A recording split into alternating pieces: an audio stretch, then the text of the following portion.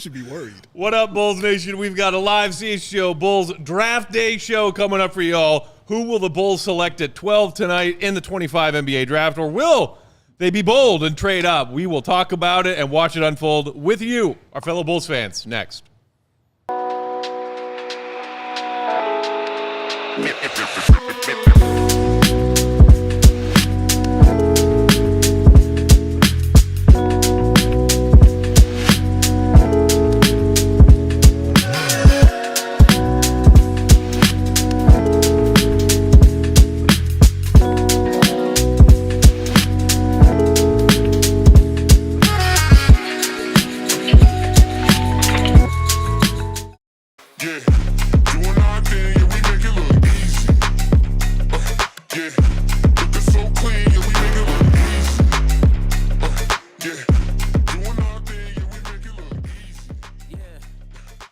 What's going on, Bulls Nation? Welcome in to CHGO Bulls Draft Day Live! We made it!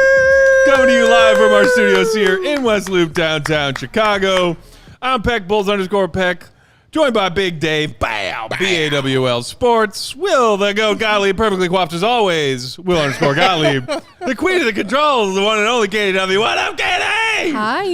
We're here. We're here. We made it. We made it. CHGO Bulls Draft Day Live, presented by our friends at Sunnyside. Yeah. Visit Sunnyside.shop for bright buys every day, including 50% off your first 3 online purchases. Just use promo code HICHGO at checkout to qualify. Exclusions apply. Sunnyside Cannabis Dispensary, bright buys every day, only for 21 and older in Illinois Med card holders. Yeah. Gentlemen, lady, we have arrived. We are here. Who's excited to find out what the Bulls do at 12? I am. I honestly don't feel great about the likely options at 12, but I'm still excited to find out who it is. Yeah, and that's the point of it. Like in the draft, you're just excited to see what gift you're going to unwrap and what is it? Is it coal or is it an actual gift that you would like? So regardless, I want to see what it is, unwrap it. Let's get this thing going. Young Goat does not deserve coal in his stocking. He of course deserves not. better. He deserves all much the hard better. work he did with his Die Hard draft guide. Oh, that deserves a true present. Here's your present, sir. The present is hopefully knowing what to say when these guys go off the board today. I think once you get in it, you'll be in the flow, and it'll be all smooth and easy. I don't know. The first year we did this is our fourth draft together, guys. Fourth draft. Shout out to that. Bulls. Shout out to that. Shout out to that. One of which we didn't even have a first-round pick for. One of which there was not even a first-round pick. There was obviously the first draft. The Bulls had Dalen at 18, and in that draft, I feel like I did a lot of homework on it. I felt good about the prospects. But in the next year, that's kind of when I started doing my draft guide. Ooh, and I started getting into putting together more of these stats so I could really analyze and watch more film. And that was the Wemby draft, right? So that was there was a ton of excitement with that one. It was Amen Thompson, Asar Thompson, Scoot Henderson, who I was really high on, Brandon Miller. Scoot. Last draft, there wasn't a Cooper Flagg, there wasn't a Wemby, but I felt better about the depth from 3 to 12 than I do about this draft. So I feel like I've done a lot of homework on this draft. I feel like there's not a player that I really thought the Bulls needed Jalen Williams. I really thought the Bulls needed whatever player in previous drafts. There's not that guy for me in this draft. So I'm curious to see how it goes. We've obviously got our big boards we can talk about as Adam Silver here comes to the podium. Adam Silver taken to the podium for the first time tonight. Very nice. Looking clean and bald as always. Yes, just shine properly. Gleaming. I like it very, very much.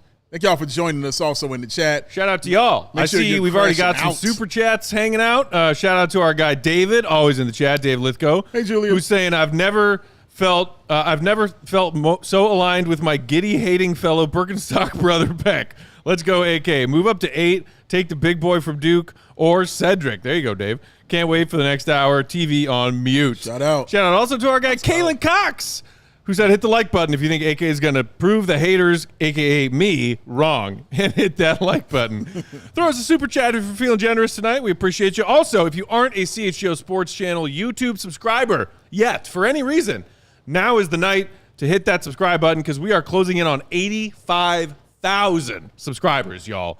That is an awesomely gigantic number. You can be a part of helping us get there as we all watch the draft together over the next couple hours. Hit that subscribe button if you aren't already. And, of course, for Katie, hit the like. Yeah, she's going to want 100 likes today, guys. So as Silver is up here yammering away, oh, look at that golden basketball. Man, They've already awarded they all have golden basketballs with their names on them. I like it. Interesting. I like that. Why? Like, are those just in place of like name placards? Yes, that's exactly what that is. And I don't know why that's necessary. Well, just to show that they're special. See, like they went to Cooper first, so I thought that it was so like obviously he is the prize #1 franchise talent pick that they gave him a special golden basketball before his name was even called.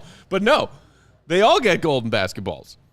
Yes, thank you. I was just about to say 5 minutes on the clock. If they put time on the clock right now, I was going to be real pissed about it. Like, what do you mean? Like, hey, you're on the clock, and then let it tick. We know who the hell you're taking. They got to stretch it out for the TV. That's exactly what they're doing. Technically, the Mavericks are on the clock right now. They're done. The pick is in. They're finished. Go home. We're done. We're finished. All right. No last-second bold moves from the Mavs front office. You know office? what I'm saying? No, dude. We know who we're taking. Like, let's not waste everybody's time. AK didn't trade Patrick Williams for the #1 overall pick. Now, 2 through everything else, yes, I think you need time because it is a possibility you might not go with the Dylan Harper. Other than a possible trade, do you think that San Antonio even needs time at 2 if they keep the pick? Yeah. Because to me, I think Dylan Harper is the auto pick. I feel it is, but I think it's still okay to take a little time to just say, okay, everybody, we're good with this? We good?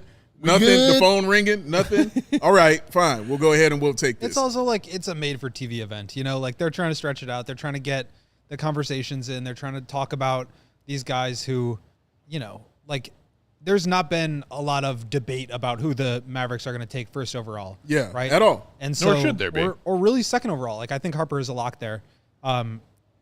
So this is an opportunity to give those guys their 5 minutes of shine. Yeah. And while we are on a commercial break on the broadcast, why don't we, for the first time tonight, take a look at our Bulls-specific big boards. We each picked 5 names and ranked them in order of who we are hoping to see still available on the board when the Bulls are on the clock at 12, assuming the Bulls do not make a trade during tonight's draft procession. Let's start with #1 in 2 of our 3 selections. Goat and I each have Khaman Maluach at 1. Dave, you also have him on your board at 3. Mm-hmm. And to me, and Goat, you might be thinking similarly, and even you, Dave, even though he's not your #1 overall, I have him there because of all the guys who might conceivably, in even a miraculous kind of way, find his way available at 12. He is the one I like the most. I do also see Khaman Maluach being on the board at 12 as a pipe dream long shot. Sure. It's a long shot, and that's kind of why I have him at 3. I don't see him being there. Right. And if he is, yes. He's not the one you're most aggressively flirting with because you know he's out of your league. Correct. Yeah. We know nobody is. But I was gonna say, but yes, hypothetically, right. we all know that Dave can get correct anybody and anything he wants. Hi, guys. But yeah, man, that's the guy, if he's there, just too much talent, too much tools, and you got to take him. He's really just an incredible basketball player, and he comes in with that defense, as we talked about, Goat. When you got a young guy who comes in already ready-made on the defensive end, and it's something that you are truly lacking on your squad, on your team, you kind of got to take that kind of player, man. So I'm not mad if anybody has Maluach there. I'd be upset if he's not on anybody's top 5. I'll be like, no, he's got to be on there someplace, man. He's too good for that. Yeah, the reason I went #1 is because I feel like he's the one guy who I would consider even moving up for, obviously outside of Cooper and Harper. And we were talking about this yesterday. I feel like maybe I've given off the impression that I'm more of a Maluach guy than I am. Yeah. I don't love him as a prospect. I think he's... Why are you breaking his heart on national TV? No, I think he's a really good defensive player. Went out on dates. He was really impressive at Duke. Almost said in it, terms right of there. Protecting the rim. Almost said it. Go ahead. In terms of protecting the rim, but also switching on the perimeter. They really built a defense around him and Cooper. And I think he's going to be really good. That kind of eases my concern about the low block rate. But the feel and even touch at times has me a little suspect. And then I think a big selling point for him is, can he develop a jump shot? Mm-hmm. Can he do a little bit more in terms of shot creation? And I just don't want to make that bet. I'm not super comfortable doing that. However, and I actually have him behind Derik Queen on my big board, number 10 or 11 overall. I can't remember exactly which. I have him. The big board. I have him 9 and I have Derik Queen 10. Okay. So he is the one player though that I would trade up for if I'm the Bulls, if it's not too costly, because I think the fit is just so good, and he solves so many of their problems in a way that Joan Beringer, for example, who the Bulls could maybe get if they moved back, doesn't. Right. And so I feel more confident in his ability to be a defensive anchor and to really support them. And so for me, I had to put him number 1 because he's the one guy that if he's there, you just take him because the value's too good. And if he falls to 8 and you can maybe move that Portland pick or another smaller asset, like that's the kind of trade-up scenario that I would be interested in. Yeah, and so the way I feel about Maluach, and again, very unlikely that he'll be there at 12, but let's cross our fingers. There are parts of his game, as you were just describing, Goat, that definitely need some more work. He's still a lot raw in a lot of areas, jump shot included. I also watched him confidently knock down a three-pointer in an NCAA tournament game. Like, dude's not afraid to shoot. That's true. When he gets those looks, you can only assume that he'll continue to work on that shot as a floor spacer. But in the meantime, the defensive anchor stuff he can do out of the gate. And the way I feel about Maluach is the way I feel about a lot of guys, including some of the other names on my top 5. As a Bulls fan specifically with this draft class, I'm not looking at high floor guys right now. And I know AK might be, and I know that some Bulls fans might be. Take like Thomas Sorber, for example. Sure. Higher floor coming in, more NBA-ready player in certain ways coming in. I still see Bulls being very far away from legitimate contention, and I know project kind of players or players that need development is something that triggers and makes a lot of Bulls fans nervous because of the lack of evidence in the organization's ability to do so. But I'm still looking at project, quote unquote, players in this draft saying, if the ceiling is higher, if the upside is higher, take that guy. Because it's going to be a minute before we get good again, if ever. So take the project if his ceiling is higher. At the same point, like for me, I've heard a lot of people say, like, don't worry about defense. This team is so far away. Like, just get the most talent. Like, to me, you can't start building a team of guys that are no defense players and expect to become a good defensive team. You have to invest good resources into players that play both ends of the floor. And as Cooper Flagg goes number 1 overall here, congratulations. Obviously, Shocker. like ESPN has it as breaking news. The perfect example of a guy who plays both ends of the floor. Like, you have to invest premium assets to go get those guys. So while I think upside is really important, I also think two-way ability and guys that they can install into their system long-term here are really important. You don't just like go out and get, I guess like Nembhard and Nesmith are bad examples because they were second-round pick and, outside the lottery. But like those are the kind of players that I think you have to invest premium assets in. That's why Mikal Bridges goes for 5 first-round picks. That's why OG Anunoby gets a max contract. Like those guys are really valuable. Do you all know the last white American player selected number 1 in the NBA draft? That's a great question. Take your time.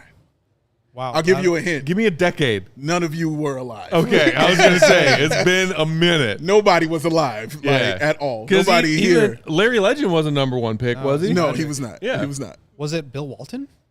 It was Walton's not. a great guess. Good guess. It was not Bill Walton.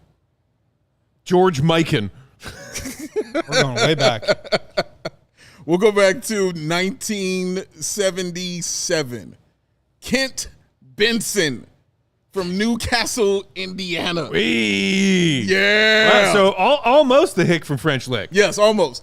Do you know the only reason I remember this is there's a play. I don't know if you all have ever seen it, but in his first game, they played the Lakers. Yeah. And he goes up against Kareem, and they get down in the post, and for some reason he throws an elbow at Kareem and hits him in the stomach. And Kareem, like, oh my God, this dude hit me in the stomach. Kareem walks right back to him and punches him directly in the face. It was the best. Wow. And knocked him clean out. It was the best stuff. So yeah, that was the one. Wow, that's a bit, dang. Katie is mean. Katie is mean. That's for you. I'm not paying attention to that, dog. With that, let's knock out our first ads here after we see Cooper Flagg taken off the board. We'll come right back, and continue watching the 2025 NBA Draft unfold right here, CHGO Bulls Draft Day Live. Hit the like. There are certain rules in life. Don't touch the quaff. Don't touch this back of this man right here. And don't get biffed. Stay out of the big box stores, y'all. Stay away from the 16-year-olds who ain't never worked in flooring a day in their life. Stay at home and get that shop at home convenience that you only get from Empire Today. They get that clear upfront pricing, y'all. It's all inclusive. And you can schedule an installation as soon as the next day. Empire Today. They got those flooring experts, dedicated flooring professionals whose focus is on flooring every single day of the week. You can schedule a free in-home estimate today because some things are just better at home. CHGO listeners can receive a $350 discount when using that promo code CHGO. Yep, you heard me. $350 discount. The code is CHGO. Restrictions apply. Visit EmpireToday.com/CHGO. Full details, 588-2300. Back! Empire. Today's show also brought to you by Mando. Boy, has it been hot in Chicago for the past week. A little bit. It's not hot, it's cooking. When that's the case, you need to be able to have deodorant you can trust. That's why you got to check out the fine products from Mando. What separates Mando from the rest? It's a whole body deodorant. You can use it, of course, on your pits, but also your thigh folds, your balls, your belly button, your butt crack, even your feet. It was created by a doctor who saw firsthand how normal BO was being misdiagnosed and mistreated. It's clinically proven to control odor better than a shower with soap alone. Not so fun fact, gents. 12 hours after a shower, the average man's Grundle odor level was a 5 out of 10. What? That's not great. Nope. But with Mando, Tell me. that average Grundle odor level, 0 out of 10. That's incredible. As a special offer for our listeners, new customers get $5 off the Mando starter pack with our exclusive code. That equates to over 40% off your Mando starter pack. Just use promo code CHGO at shopmando.com. That's SHOPMANDO.com. Please support our show. Tell them that we sent you there. Smell fresher, stay drier, and boost your confidence from head to toe with Mando. We roll along here, 2025 CHGO Bulls Draft Day live, hanging out on YouTube. Make sure you hit that subscribe button as we make our way closer to 85K, y'all. 32. Thanks for hanging out with us in the chat. Throw us a super chat if you're feeling generous tonight. Hit that like button for Katie. And we are now with the Spurs. Pick is in at number 2. There's been a lot of talk over the last couple weeks, guys, about various teams trying to pry that number 2 pick away from San Antonio. But if you're the Spurs, the idea of pairing a young Dylan Harper with Wemby for the long-term future of your franchise, like, it's to me a no-brainer that's the pick. That's what you do. You keep the, unless they get some kind of crazy over-the-top King's ransom offer, you keep that pick and you use it for Dylan Harper, right? What's interesting about this, and yes, I absolutely agree, is that it was making me think back to the Zach LaVine trade because they get this pick. They move up from, I think it was 8-2 or 9-2 in the lottery.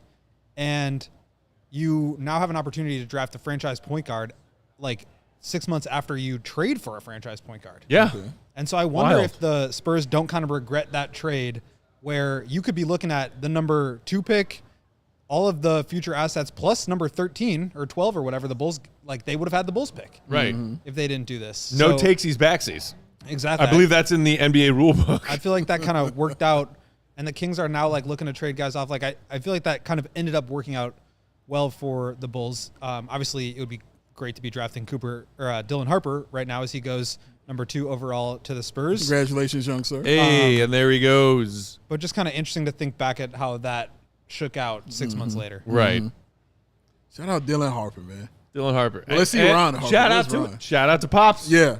And I can't remember where I heard it. I was listening to maybe an NBA podcast or something on Twitter earlier today. Ron Harper did some interview and said, there he is, 5-time champ. Clean. Only 3 of those the Bulls fans care about. But he said, Son's going to look sharp tonight. Yeah. He said he saw the draft night outfit, and it was a good one. Yeah. And he's right. He looks incredibly Absolutely sharp. right. It's wonderful, man. Shout out to him. God, man. how did you just hit your heart with a pang to see Harper in a Bulls championship T-shirt with a stogie just now, Dave, when they flashed that picture on the side? No, Because my heart just exploded a little bit. Not me, man. It's all joy when I see that stuff, bro. Well, yes, no, but an explosion of the heart from joy. Oh, from joy. But just yes. heartache of like, oh. Because I heard pain. You said pain. And Yeah. I'm like, no. It's pain when you think back to the good old days. No, and man, how no, freaking far away they are. I feel more bad for Goat because he didn't get to see this kind These of stuff. poor man. people. Cody, Katie, Yeah. Emma, all of these They young didn't- people. They didn't get to realize that. So What's a Bulls championship? right. What's the thing? Very small child. But yeah. Cody with the take. Cody from CHGO Cubs has taken away his take from months ago that Dylan Harper's going to be a bust. A takeaway take from Cody. I am shocked that the first words out of his mouth had nothing to do with either of the Illini projected to get drafted in the first round tonight. Jonas?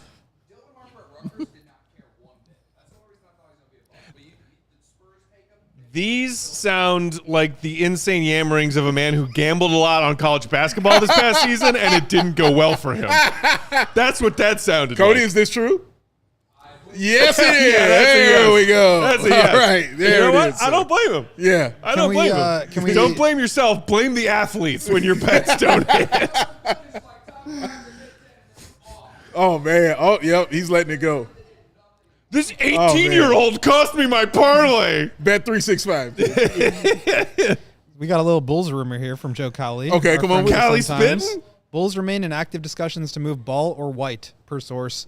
Drafting a guard number 12 is still a real play or even trying to move up. So we'll see. That's a lot of possibility there and not a lot of... Callie throwing some gas on the fire. Yeah. I thought you were going to say there was something about Ace Bailey, which he wrote about. Like, Why? yeah, the Bulls have an ace up their sleeve and trading up for Ace Bailey. Maybe. I mean, maybe they use Kobe or Lonzo to move up. But to me, like, why is he saying or? Like, why would they only want to decide to move one of those guys? Like, they should be willing to take on...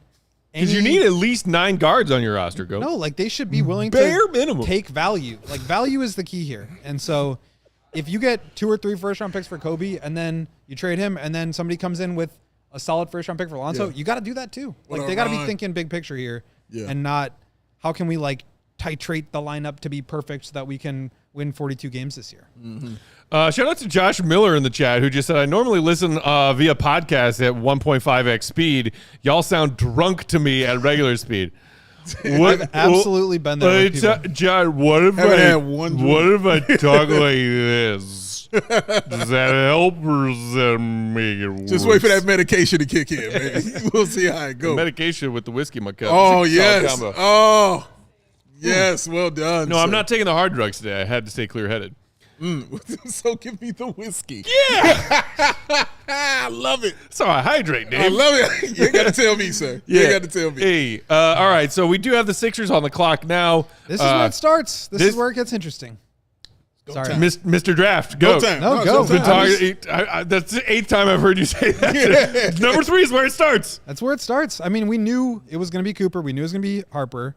And what we don't know is what the 76ers are going to do. Could it be a trade down? Could it be VJ Edgecombe? Could the smoke about Ace Bailey just be smoke and maybe he's going number 3? Yeah. Like, a lot of possibilities here. And I think this will really inform what happens through the rest of the lottery where there's just, it feels like anybody could go in any spot. Yeah. No, it's true. Like, from 3 on, we have no idea what they want to do. Philly, tried to work out Ace Bailey. Didn't go so well. It's not like VJ Edgecombe isn't being projected as a guy who's going to succeed in the NBA. So it's wouldn't be a terrible pick, to go ahead and take a guy like that and who couldn't use that on their team. I don't care what kind of guard you got unless you've already set at that position with a true like star/superstar. You can go ahead and take this player right here, man, and be super legit. So, yeah, this is where it gets fun for me. This is where it gets real fun. And so, you guys were chatting with Jeff Goodman on yesterday's show. Yeah. Shout out, thanks to him for joining. And he's got some intel on Bailey, but like all of these various reports on Ace Bailey and the weird way that he and his team have handled the combine process, the pre-draft process, seems to be like scaring off some front offices. And I can't remember who it was reporting on it. Was it Cavoni who said like there's like a split between front offices across the league as far as who he's talked to about people being like, this is all overblown. This kid's young and talented, and people are just fabricating weird ways to be afraid of him and drafting him because of the way that he and his team have handled the pre-draft process. If you're Philly, it's kind of hard to know, like, what do you want if you're the Sixers? Because you have so many unanswered questions. Yeah. How many games is Joel Embiid going to play next season? Yeah. Do you still want to keep Paul George around? There have been tons of Paul George trade rumors flying around over the last few days as we get closer to the draft. Like, do they try and package Paul George in some kind of draft night trade in some way to shift a significant, part of their roster to stay competitive with Embiid, with Maxey, but retweak things? We might get, at least some semblance of an answer depending on what they do here. And it seems like not the case. They're going with VJ Edgecombe here, Edgecombe, according to Jake times. Fisher. Michael Scotto had it next. Let's get fun, baby. So, I mean, I think this is the best player available for me. He's who I would take 3. And I think, like, if you're the 76ers, you just have to operate as if Embiid is done. Like, It's unfortunate, but like you just can't trust him right now. So you have to start building for your future. And I think a core of Maxey and Edgecombe is like a really solid backcourt that they can feel great about moving forward. The offense and defense complement each other. I think Edgecombe has some shot creation ability that's a little bit untapped at this point. But elite athlete, I think probably the most explosive player in this draft. Great defensively, started to shoot it better down the stretch, and really showed flashes with the Bahamas team last summer. So I think he's going to be maybe not like all-star. Maybe he gets there once or twice. Maybe he even exceeds that. But I think he's the right pick here for the 76ers team that kind of needs to figure out who they are going forward. I will also say that I think what the Pacers did also kind of influenced this just a little bit, like a guard-heavy kind of roster that made the NBA Finals could signal a change that's going on in that Eastern Conference. So there we see on the broadcast, Edgecombe standing up, getting a hug, selected by the Sixers, who keep that number 3 pick. Also, shout out to our guy, Pat, in the chat, who said, ABC broadcast just said, quote, "This is where the draft really starts." So clearly everyone is agreeing with the GOAT. I hate to tell you. So to me, this is the one player that when we did not jump up in the lottery, was sad about. Okay. Like, even not the Bulls getting the number 1 pick, but if they had jumped into the top 4, Edgecombe was the player I was really excited about. Yeah. And I know plenty of Bulls fans are saying, well, as GOAT was just kind of talking about, we got Alonzo, we got Kobe, we got Giddey, we got a million guards. We don't need another guard. To me, the Bulls are not in a position to be drafting for need right now. They are not. They are in best player available territory. And I love a lot about Edgecombe's game. So sad to see him off the board, but not at all surprised to see him go number 3. And I think he's like cut from the same cloth as Jimmy Butler, Anthony Edwards. Like he's first Jimmy Buckets reference of the night. He's a dog. Like he just is. Steven is excited. Steven likes that one. Are you wearing your Jimmy Butler jersey tonight, Steven? Oh. Well, if the answer is none of them, then that's not more impressive. Oh, I'm so happy for him, man. But you're right, though. He is a dog like that, He's just like, he plays, he defends, he's a hard worker, just super high motor. I think he's going to be really good. Yeah, he's going to be awesome, bro. So, Big Dave, your boy Ace Bailey's still on the board. He is. Are you crossing your fingers in any way? No. For an Ace Bailey slide? No, because I don't think it's going to happen. Johnny Pigeon in the comments, shout out to our pal, just said, Ace certainly won't make it past Washington, but I think Charlotte takes him. 2 teams that could use the talent that is Ace Bailey. Exactly, man. Like, Charlotte can build. If it's anybody who needs anything to build with, it's going to be a team like Charlotte. And it said that Bailey wants to go to a team like that, who will invest in him and allow him to be that number 1 guy and have that time on the floor to make those mistakes and to play his kind of game. Charlotte, Washington, the Jazz, like all those kind of teams are perfect for him. Brooklyn, those are perfect teams for him. So I would not be surprised if he winds up with the Charlotte Hornets. And we also heard many times that there were players who didn't want to go to Charlotte, who didn't want to work out for the Charlotte Hornets. They didn't want to go there. I don't think Ace Bailey is one of those people. He wants that challenge. He wants to be the guy. And this will give him an opportunity to do so because they just haven't had that in so long. And I also would not be surprised, I agree with everything you said, Dave, if a team moves up here to come get him. Yeah, because true. I think he wants to be in either Washington, Brooklyn, or maybe New Orleans, and those are the teams that have expressed interest. Yeah, I think it'd be a good value play here. If you're Charlotte and you're not sold on this guy and teams want to come get him, get yourself another asset, move back a couple spots, and get the guy you're going to take anyway. So we'll see here, but I think we could start to see some action. And really, all night, I think there's going to be a lot of teams making moves to move up or down, move out, second-round pick, trying to accumulate talent. Like the East is wide open. Maybe there's some teams that make some swings here. Yeah. Maybe it's the Bulls. I mean, we talked about and I wouldn't Lonzo be surprised seeing Trey Johnson also end up with the Charlotte Hornets. You know, knowing the shooting that they need, and he's a sharp shooter, like for real. So don't be shocked if that happens either. Shout out to our pal Eco being in the comment who said the draft begins at 4. Who goes to Charlotte? And Dysfunctional also saying, guys, here is where the draft really starts. Disagreeing with Coat and the ABC broadcast.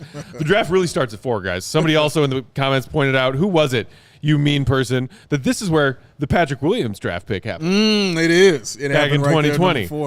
Why you gotta bring that up? Whoever said that.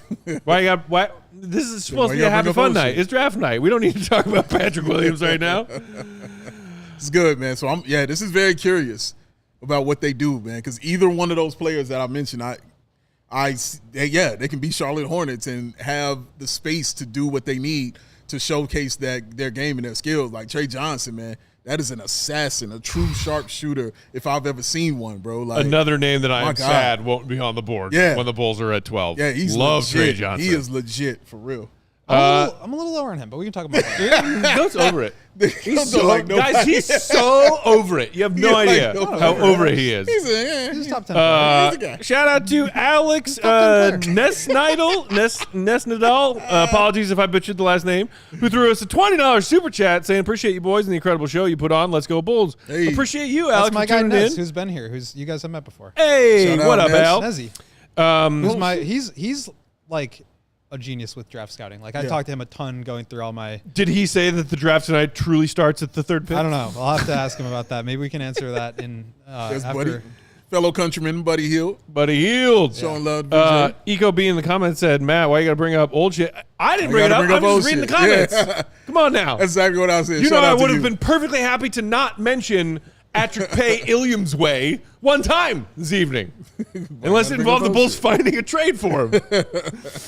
Oh, my goodness. Still on the clock there. Hit that like button. Charlotte using all of these This minutes is a and tough one, bro. seconds. This is a tough one. Oof, man. This is a tough one, though. Pick is in. They there really it is. finished 19 and 63. We're not seeing it on Twitter either. Like the tweets are not. They are not. Beating the tweets broadcast. the tweets are not coming? Well, tweets are not Shams is tweeting. at ESPN this year, so he can't. He's tweet not it out. pre-tweeting Can't do because it. he is a part of the flagship now. Yes. We do. So they have don't let the him pick tweet from out his Michael intel Scotto. before the broadcast. So Goat says we have the pick. We have the pick. Con Knipple from Duke. Ooh, Conca. He was a very trendy pick at 4. Little I saw nippy. him at 4 and a lot of mock drafts that went Edgecombe 3 and then Knipple 4 as Bailey slides a little bit. Okay. Yeah, he was number 4 on my board. I really like him. I think he's like way more than just like your average white guy shooter. Yeah. He can really pass it. He's big. He's He can, strong. Like yeah. he's a very good team defender. Sure. Pretty slow, and he's like probably going to get beat bad in space. But like I think you can run offense through him. I think he's going to be a shot creator. We saw a little bit of that at Duke, and I think he has like all-star potential. Yeah, I agree with you, man. 100%. So now Charlotte pick in being Con Knipple. Who's at 5? Utah. Utah's at 5. I have not heard a whole lot about Utah and Ace Bailey and mutual love interest there. That's true. Obviously, they're doing their due diligence, trying to find out about him. But yeah, you're right. Like I haven't heard that as a place for him to go to. But like I said, the teams that are struggling and those teams that have all that space for young players to come in and do their thing is who Ace Bailey kind of wants to go to. Like if it's not him, then it's going. You look at Washington. But you know who had Utah Jazz written all over him? Con Knipple. Yeah, this is true. This is true, man. All the land of the milk. Yeah. It's going to be going down up in Utah. Yes, I would take Ace here if I'm Utah. I feel like they need the upside. Trey Johnson's not a bad choice. Trey Johnson would be fine too, but they have a lot of guards, and it's not like Isaiah Collier or Keontae George are so good that you have to, you can't draft over them. But it's really tough to find wings who can really score it. And Ace is that. Like I think he's going to be just a very high level shot creator. I know there's questions about him. Sure. Like up and down red flags of just like the way that he handled the pre-draft process, him coming in a little shorter than anticipated, not having a great season at Rutgers. This dude can really shoot it. He can create his own shot. And getting a big wing like that, when you have Lowry Markkanen at the 4, Walker Kessler pretty much installed there, like I would feel pretty good about being able to slot Ace Bailey in at the 3, and while they still figure out the guard situation. Yeah, and the coaching is on point there too as well. Really because great they coach. talked about his immaturity they thought that he had. He's going to have the right coach and the right kind of organization run by Danny Ainge where they can knock that kind of shit up out of him for real. And there it is on the broadcast now. Con Knipple, Silver making the announcement, getting up, hugging friends and family to the Hornets at 4. And speaking of, shout out and apology to Matthew Scorch in the comments who said, damn, didn't realize you guys are spoiling. Yeah, as soon as we hear a pick on Twitter, we'll talk about it because YouTube Live is YouTube Live. And, the broadcast is slow. Yeah. These are the times we live in.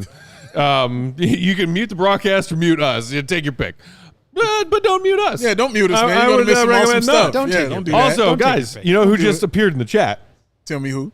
Young Spathers. Hey. Hanging out in the chat. What Massive. up, Joe? With Chatty a massive Spathis. way in. What are you doing with your life that you aren't hanging out with us here on draft night, young man? What up with you, sir? What If it's up not with working you? on that term paper, then we got problems. Khaman Maluach. Yeah, elite shooter. Definitely can create his own space, to get his own shot and things like that. But I think you hit on there when you talked about the passing. Like, I really like his IQ and how he plays, man. Like, he can fit into kind of any role that you're going to need. If you need that guy to be that guy, he can do it. If you just need that guy to be the facilitator, he can do that. You need that guy to just stretch the floor and use his IQ, he can do all those things, man. So, no, he's legit. He is true legit. And I And the think he- hustle and the fire that he plays with as Exactly. well. He adds like a level of seriousness to a Hornets team that just doesn't have it. Like Yeah, he can change their whole kind of culture. He can help change their culture. Yeah, and very I think true. like it would be a little dangerous to take a guy where I'm not like accusing Ace of anything, but like Yeah. those red flags exist. And Yeah, so I yeah, think yeah. it would be just a little bit more risky a to, great to point. put him into that culture. Whereas a team like the Jazz, who really is building something and has more stability coming from the top down. And I do think the Hornets have done a great job since their change in ownership. So I just really like this pick, and I really like the fit there between Brandon Miller and LaMelo Ball. And I think he just makes a lot of sense, and I think he's the best player available. God, wait, are these all Khaman Maluach's brothers? Shout out. They What? all have names starting with the letter K. Shout out. They're all hoopers. I don't want to see. Probably Don't want to gonna see make three of the them NBA. together. Where- Promise you that. Where is Khaman Maluach from? Wisconsin. Oh, yeah, I was going to say. Yeah. Corn-fed middle America. The gazillion brothers with all the same first name. Just say it. Okay. Three of them together. I don't want to see. You don't need that many kids, whoever Khaman Maluach's parents are. Yeah. How about we cool it on the procreation of these clones? As the youngest of six, I highly disagree Is with this- what he's talking about. Highly disagree. There is certain context here that matters. I'm not saying your family had too many kids. I'm saying corn-fed middle America white people have too many kids. Is this So yeah, Dave's family. 3K. Yeah, my fam. Yeah, you know how we roll. You know Is what I this mean? the next? Who was that previous NBA white boy family that churned out a million of them? The Plumleys or the Plumleys. Plumleys. The Yes, they were Plumleys. everywhere. Oh, it was a Plumlee everywhere. There's still at least one Plumlee lurking around the Yes. NBA somewhere. Who's the other one I'm Miles thinking of? Mason? The Zellers have Zellers. a Zellers? Yes, that's who it is. Yes. but the Plumleys persist. Zeller. Zellers also Con, played for Clint, Charlotte. Clay, and Cole. The all with Flying K. I'm Nipple sorry. Brothers. I'm sorry. No, I'm straight out of Making a Murderer. A Wisconsin family with a bunch of illiterate siblings, all with the man. first name. Come on now. Oh, yeah, they have definitely practiced and trained together to get this. Cash, Kager, Khan, Kinston, Kidman. Yeah! I'm sorry. Cash with a K? Cash. Kager? Listen, if Cash ain't the coolest one, something's wrong. I'm Like, sorry, real talk. no. I like how the Just- youngest one's name is Kid Man. They literally just gave up. Jail. All of it jail. That's horrible. This is Jail. the worst thing I've heard in like weeks. That's horrible. Jail. To jail. He would have been perfect. Not now. I see. Kid Man? That poor child. Kidman, what How up? are we doing on the race to 85K? We hit it are closer, Closer? but not there yet. Not there yet. Hit that subscribe Just button, curious. y'all. We should get to the old like and 85K subscribe. by the I would- time we end our draft show tonight. Come on now. Let me ask you this: like, if Ace Bailey does go to the Jazz, does that further me like Lauri Markkanen will be on the move? I don't know what they're going to do with Lowry because he did not have a great year. I Still don't averaged think his- 19. Shout out to him. Yeah, but I mean, he was like 25 Hey, don't years hate. before Don't that. hate. No hate towards Lowry whatsoever.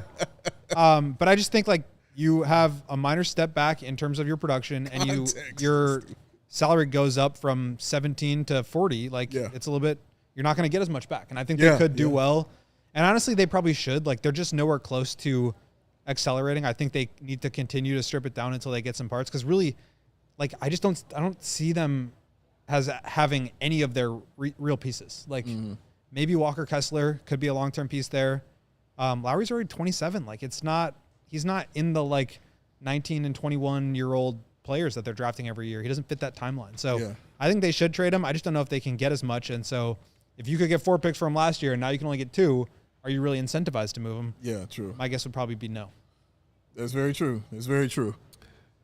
I'm very curious, man. Like after this pick, I'm very curious about what they do Very right curious. here. Still have yet to see a trade. Yeah. Mike Grom in the comments said, you just knew it would be crickets on the trades because everyone was talking about how much action there would be. I saw somebody on Twitter earlier today, one of the main NBA talking about like, I'm hearing there could be as many as 4 or 5 different trades that transpire from pick 1 to pick 30 tonight. Yes, that's what we were hearing. And a lot of people talked about the Spurs pick at 2, Philly at 3, and neither of those were trades. They both held, they both made selections. Now, as we start to see some of these names fall off, but some very intriguing names remain on the board, is when you start to wonder, like, okay, which team really wants some guy who's still here? And then makes that bold move to go get him. See, for me, the draft starts at 6. It starts at 6. Well, the pick contrary is to popular belief. Because if Ace Bailey doesn't go at 6, then chaos will ensue. He did just go to the Utah Jazz. There it is. Wow. There it is. Ace Bailey to the Jazz. Good place for him, man. I'm 5 for 5 so far. Let's go. Yeah. He'll hate it, socially. I was going to say. But basketball-wise, might be good for him. Nothing but focusing on basketball out there, man. And like I said, the right coach and the right setup for him in that situation to keep him on track. Like, I think that's a good move, and he will have nothing but time to do what he needs to do to get better on the floor. He will get the ball, all right? He will get all the shots that he wants, and he will be number 1 and number 2 right there on the sheet, man. So he'll get exactly what he wants out there. So shout out to him. That's why he directed himself out of Philadelphia. Yeah. He didn't want to be. Can't be the man there. The man? Yeah. So, for Woo! Bulls fans who are hoping Hate to that tell the you. Bulls take a big in this draft, Wrestling fan in there. whether it's, Maluach, Queen, we can talk about some of the others. I guess initial light good news for Bulls fans, no bigs taken so far. Yeah. Guards and wings. Trey Johnson, probably the name that many would agree best available, still on the board here as we move to pick number 6. You still got Jeremiah Fears there. And then, of course, Queen, Maluach, Essengue, some of the others we can continue talking about. But for now, let's knock out a quick ad while we are in between picks after the Jazz select Ace Bailey. Make sure you're subscribed to that CHGO Sports YouTube channel. Help us get to 85K on tonight's draft show. And for gosh darn sake, hit the like button if you haven't done it yet. Ads. Today's show brought to you by Bet365. Whatever the moment, it's never ordinary at Bet365. And with that Bet365 early payout offer, we have reached the depths of summer season. That means it's baseball time. You're a winner if your MLB team goes 5 runs ahead with an instant payout on straight bets and parlay selections marked as winners. Download the Bet365 app and use promo code CHGO365 when you sign up, because when you do that, new customers will get $150 in bonus bets when you bet $5. Your first $5, win or lose that bet, don't matter. You're getting the $150 added to your account either way. You could use it on player props, futures, in-game betting, spreads, totals, all that jazz. So, whatever the moment, it's never ordinary at Bet365. Must be 21 and older. If you or someone you know has a gambling problem, crisis counseling and referral services can be accessed by calling 1-800-GAMBLER, in-app only. Making money moves should be just like our guy, Jake Flanagan. Should be simple and smooth, ladies and gentlemen.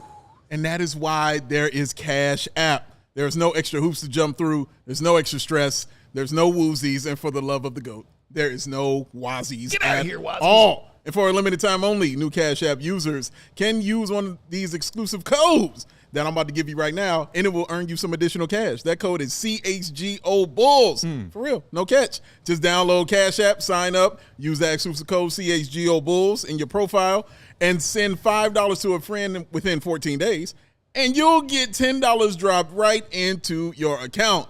Nope, no jokes, no games. It is just that simple. Get you some money, honey. Terms apply. That's money. That's Cash App. We roll along. CHGO Bulls Draft Day Live 2025. We are at pick 6 with the Wizards on the clock. Halfway through their allotted 5 minutes after we just saw the Jazz take Ace Bailey. Thanks for hanging out with us, Bulls Nation. Hit that like button. Make sure you subscribe to that CHGO Sports YouTube channel. Shout out to Shrug Republic in the chat who said, just got off the phone with my pops. He asked me how the Bulls have been doing these days. Had to choke back the tears. Being a Bulls fan, not for the faint of heart. You say that again, Shrug Republic. What's your pops been doing the past couple? Like he has Bless his heart, not paying every waking minute's attention to the Chicago Bulls and how gosh darn broken and dysfunctional they are. I'm envious of Shrug Republic's dad. I've had similar conversations with my pops over the years. Oh, yeah? Yeah, what are they doing? Nothing good, Dad, nothing good. That's when the pain starts radiating Continue down not your wasting your time on this godforsaken franchise. It's okay, guys. We got the 12th pick. We're going to see a pick soon. It's going to fix everything. Oh, that whiskey kicking, baby. Oh, that medicine going. Yeah, Steven. Kill It's me. coming in. Kill me now. Kill me now. That medicine doing its job. Oh, shout out to you fine folks who took care of this young man right here and has got him propped up and right here in our faces on alive. draft night. Night one. Will Perdue still to come. Uncle Purdue. Uncle Perdue still Gonna to be come. here, hanging Yes. out. He's going to swap seats with Goat when Goat heads to the UC to hear Mark Eversley speak later tonight.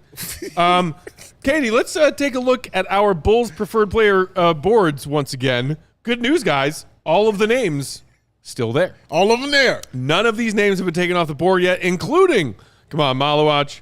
So there's the big board. Big.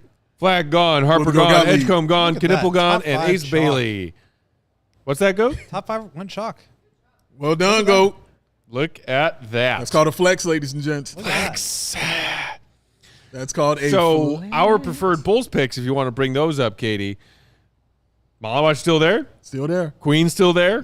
Cedric Coward still there? So I'm the only one on Collin Murray-Boyles. Yeah, I was about to You ask are you the about only that. one who has CMB on Because your board, Goat. It didn't seem like you were And I super saw, high on this guy at I all. tweeted that graphic from our team account earlier today, and there were some people in the replies who were a little surprised that Dave, you and I did not have him on our boards. that I you was guys never- did or that I did. That we did not. I was never really high on him. Same. To begin with.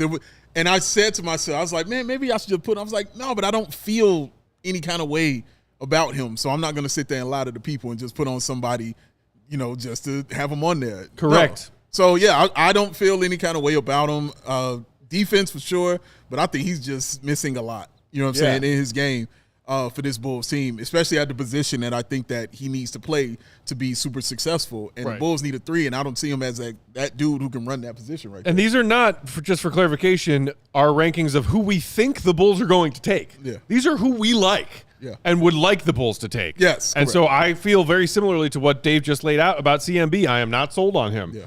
I got less sold on him after the Combine. Yeah.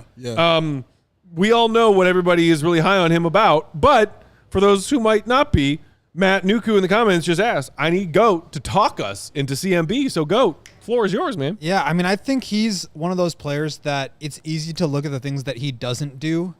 But for me, there are some things that he does do at a really high level that make him really interesting. Okay. I think he's a really good, he knows ball. He's a good player. He's very smart. He's going to be able to quarterback your defense. Incredibly versatile on that end. He can switch to the perimeter. He can bang in the post. He can just know where to be. He can protect the rim.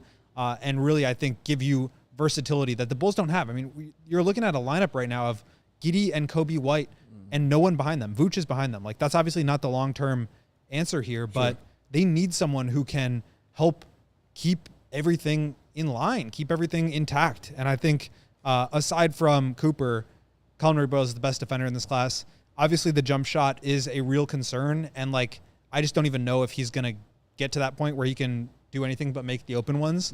But I think he's really good with the ball in his hands. He's a good passer. He can drive. He can attack, especially on the left side. He's very talented. He's got a good floater. I think he'd be really good in the short roll. He's a good screener. I just think he does pretty much everything aside from shoot at a really high level. And I like that versatility. I think the Bulls need a guy like that. So I definitely understand. But to me, this is not a situation where it's like Igor Demon or even Derik Queen where the weaknesses are not, there's not more than one weakness. Those guys I think have a couple of different fatal flaws where if any of those things don't work out, now you can't be a contributing player. But I think there's a floor with Collin Murray-Boyles of he's going to be a very strong defensive player, maybe not elite, maybe not all defensive first team, but he's going to be very good. And then he can also keep the ball moving, pass, and score. Whereas I think if it doesn't work out with Demon with the ball in his hands, you're looking at a guy who may not be able to be a role player because he can't play off the ball and he can't defend. So I'm confident that a guy like Collin Murray-Boyles will be able to find ways to contribute based on all the things that he does do well, even if there are limitations there. And I'm definitely not denying that that's the case. And here we go. It is Trey Johnson going to the Wizards with the 6th overall pick, the SEC Freshman of the Year. Another name. He's wearing shorts. Look at the shorts. And like baggy socks. white Scared the shit out of socks. me. Oh, man. Look at that young Yo, fella. that is a bold fashion choice Yes, on it draft is. night. Yes, it is. I don't hate it. I don't hate it at all. Only thing that I would love even more, if there were some cargo pockets on them shorts. With the white Cargo socks. pockets are gorgeous and useful, Katie. Shout out to the don't you socks. owe my cargo shorts. Did he have on penny loafers, man? That's what I'm trying to look yeah, and but see. like, because if he did, he's rocking that Michael Jackson looking. but Shout out also, to him didn't for it look like he had on like Hanes like white tube socks That's and what had I mean. lost their elasticity? the bunched up, like that is a Michael Yeah. Jackson style. That Yeah. bunched up with the penny loafers, Yeah. white tube socks. Not mad at him, but yes, I hope they ask him in the interview about this ensemble because right now he's You're winning. right. That is very MJ. Yes, it is. Other MJ. He's winning. He's Yeah. winning right now. But yeah, I'm just a big fan of Trey Johnson, man. Just his game, man. That shot is just really incredible. When Texas lost their first 4 game, I was really bummed because I was Yeah. really hoping to see Yes. more Trey Johnson in the tourney. Same. Because I really liked what I had seen from him and wanted to see more. Same. Highest players drafted from Texas. Shout out Joey Spathis. Shout out also to Jeff Crook, who said great work with Imogene Katie. Not only shout out Katie, but shout out to Emma and Libby and a bunch of other people helping Sarah, Sydney, Steven. Sarah, Steven, everybody on the production and graphics side of things tonight. Shout out to all of them. Yes. All doing a wonderful job. Shout out to Jake for providing the food. Woo! Got As that well. Renales, Shout out to baby. Dave for convincing Jake to provide the food. Behind So the guys, scenes, brother. talk me Work into behind the scenes. Trey Johnson because I have him behind Jeremiah Fears. Obviously, he's still very high on my board. I have him 7th. He went 6th. So I'm not by any means saying I don't think he's going to be a very good player, but you guys seem to be a little bit higher on him than I do. I like his confidence as a shot creator. I like his shot. His stroke is very pretty to me. I also like his switchability and his upside on defense to be a very good two-way player in the NBA. Yes. Which is what I have been attracted to looking at this draft class, knowing I'm not super in love with any particular player who's realistically going to be there at 12. The Bulls need more two-way players. Yes. They just do. And I like Trey Johnson's two-way player potential. And it's all about that for me. Like, outside of the shooting, it's the defense that, as Matt just said, like, if you have it on both, even if he's just average at defense, the shot is so lethal that it can make up for anything that he's lacking on the defensive side. So if he could just stay with his man, like he's done his job, because back down on the other floor, oh man, sniping all day long. And there's no defense for that. There's no defense for somebody who can shoot the ball like that and who can create their shot as well and shoot the ball like that. So that's why I'm so high on. I'm always higher on guys that can truly create their own offense. And for me, he's one of those guys. Yeah, I mean, I definitely think he's maybe the best shooter in the draft, both off the catch, on the move, off the dribble. Like, he can really do it all, coming off of screens. I think he's going to be a very good shooter and also, like, a scorer. I mean, he's a tough shot maker. Yeah, he that's what can I'm get saying. into his own basket. To me, like, that's where it kind of ends for me. Like, I don't see him being a very good facilitator. I don't see him being – I think he'd be an average defender because he is 6'5" with, like, a 6'7" and all I need is 6'10" average, though. wingspan. So he's not, like, Tyler Hero or Anthony Simons sized, which is his benefit. But to me, like, he just doesn't have the, like, physicality or attention to detail away from the ball that I think he's going to end up falling into a similar category of, like, a Zach LaVine or a Anthony Simons type of player who's obviously very talented, but not like the – like, I think if you put him on the spectrum from, like, Tim Hardaway Jr. to Devin Booker, to me, he's, like, not – he's, like, Closer to halfway. Tim.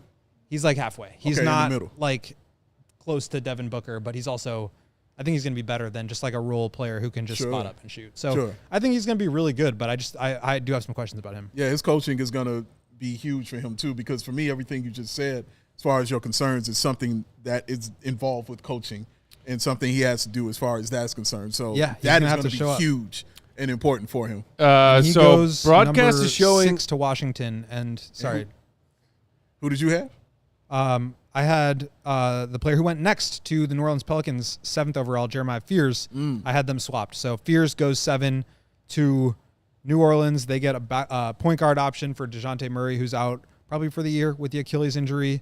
And he's a guy who I think is like in that same category as Trey Johnson, but to me has a little bit more upside because I think he's a little bit more dynamic with the ball in his hands. And this dude is a walking paint touch. Like he gets downhill, he can finish. And I think like his scoring ability on top of his ability to kind of like get teammates involved, facilitate is just a little bit higher, but incredible ball handling, like really, really good with the ball in his hands, explosive guard, struggles shooting the ball. So that's going to be something he needs to work on, but he's somebody that, if the Bulls were in the market for a guard would have been towards the top of my list. Yeah, so the Pels also have pick 23 later on tonight in the first round. They take Fears with their first bite at the apple at pick number 7, and it's another guard / wing. Still no bigs taken off the board. If you are a Bulls fan hoping for a big tonight, regardless of which one it might be, look at that jewelry. the good news is, oh dear Lord, that's a clean, big old necklace. boy, clean in the Mississippi Chitlin. Look at this young fella. Yow. Good Yes, for sir. him. From Joliet. Woo-hoo-hoo. Shout out, look at that. Joliet Shout out Jeremiah, Joliet, baby. Distant cousin of Joliet Jake. Oh man, Shout out, You guys brother say, of do Jeremy. you say Joliet? Joliet. What? How do you say it? Joliet? Joliet? What the hell is Joliet? I don't know. That's It's how I not say it. Santa's village. Joliet? I don't know. That's how I've always. I grew up right next to there too. Like Jail. that's just how I say. Okay. Jail. All right. And guess Jail. You know where there's plenty of jails? Okay. In Joliet. In Joliet. That's where he got the nickname Joliet Jake. Do you know what movie Joliet Jake is from, Katie? Oh my gosh. Sarah doesn't either. Come on. Well, Sarah just watched the Last Dance like last Tuesday. That's true. And These young people. but it changed her life. So Famous it's okay. Chicago movie. Aykroyd. Belushi. Yeah, no, he's talking to you. Yeah. He's talking to you. I didn't know you were talking to me. Yeah. I'm talking to both of you young people. Favorite Chicago movie? No, I'm saying Steven, it is, do you know, is Steven? a famous Chicago movie. The Oh. character About to Joliet say, Jake. I know know. the show you work on. You're gonna have to know that movie, bro. Like for real. Belushi. Dude, I'm trying to run a show Oh my here, man. I don't know what to tell you. I just watched I it don't last have time week. to think. Joliet. Oh my gosh. You just watched it last week? What do we do? Yeah. Okay. Well, I was stuck at home with my back, my broken back. Great. It was just on. Yeah. Yeah. I was like, oh, Do you agree with my theory that it's a musical? for sure it's a musical. Yeah, thank you. All right. Are you kidding me? People try to fight me on that. I'm like, bro, Aretha Franklin? it's a musical. Ray Charles? Yeah. It's a Lee musical. Hooker? Like, dude, they're Like, like, they just break out and dance. Like, Yeah. like it's seriously. That's a musical. it is a musical for sure. for sure. I don't think dog. I've seen that since I was like 10 years old. I'd probably do So- for a rewatch. Yeah. I think Very, rewatch would be in very order. worth a rewatch. Yeah, man. All right, so where are we? The Brooklyn Nets now at 8 on the clock. This is where Bulls fans who want Maluach to fall are going to start worrying. Now the draft begins. Because you're talking about Brooklyn at 8, you're talking about Toronto at 9, Yeah. and those are two teams who could very much see themselves fitting into a Khaman Maluach pick very nicely. And this is why I have questions for GOAT. I mean, they have 5 picks, the Brooklyn Nets. Do you expect them to use them all in this draft, or do you expect them to package some of these and make some trades? I don't. I think they'll probably try to consolidate, but my guess would have been that they would try to use multiple picks to move up from 8, which obviously did not happen. And now my guess would be that they package multiple of these picks to move up from 19, which is their second pick, or just like package a couple and buy a pick next year. I think that's probably the smarter decision because they've only got their own pick next season, and this is a team that is far away from complete. So I think they'll take the best player available here. For me, that is Collin Murray-Boyles. For other people, maybe that's Khaman Maluach, maybe that's a Derik Queen. Like I think they are a potential Queen destination because they need upside. They need like high-end talent upside swings, and I think Queen is probably the best player available at that for me. And so he could definitely go here. Kasparis Yakachonis, I think, could be a really good fit here to try to get some of their other young players involved. So got a couple of options here, but yeah, I doubt they take all 5 selections. That's just too many. And can we get Jeremiah Fields' mom some tissue? Like, just got the camera on him. truly. Can somebody hand us some tissue? Weeping. Wipe her face a little bit? Oh, my goodness. Shout out to Alex, who threw us another super chat saying Collin Murray-Boyles or Derik Queen, or I send it back. Also, Joliet is madness. Reese V also saying, let's draft Derik Queen and I'll be happy. Lot of Bulls fans high on Queen. Ace Smitty Film saying Maluach or Queen. Dave, I think, Katie, you want to throw up our board real quick? Nets are still on the clock. Pick is not yet in. Our Bulls board. Dave, I think you're highest among us on Queen. Yeah. So you have him with your second most desired pick. You got him down at 5. I left him off. Tell me why about that. It is my fear of how his game will translate to the NBA. And I as much as I don't necessarily love this idea of like AK and Billy are going to draft players that play to their style, and this is our style, and this is what we're doing.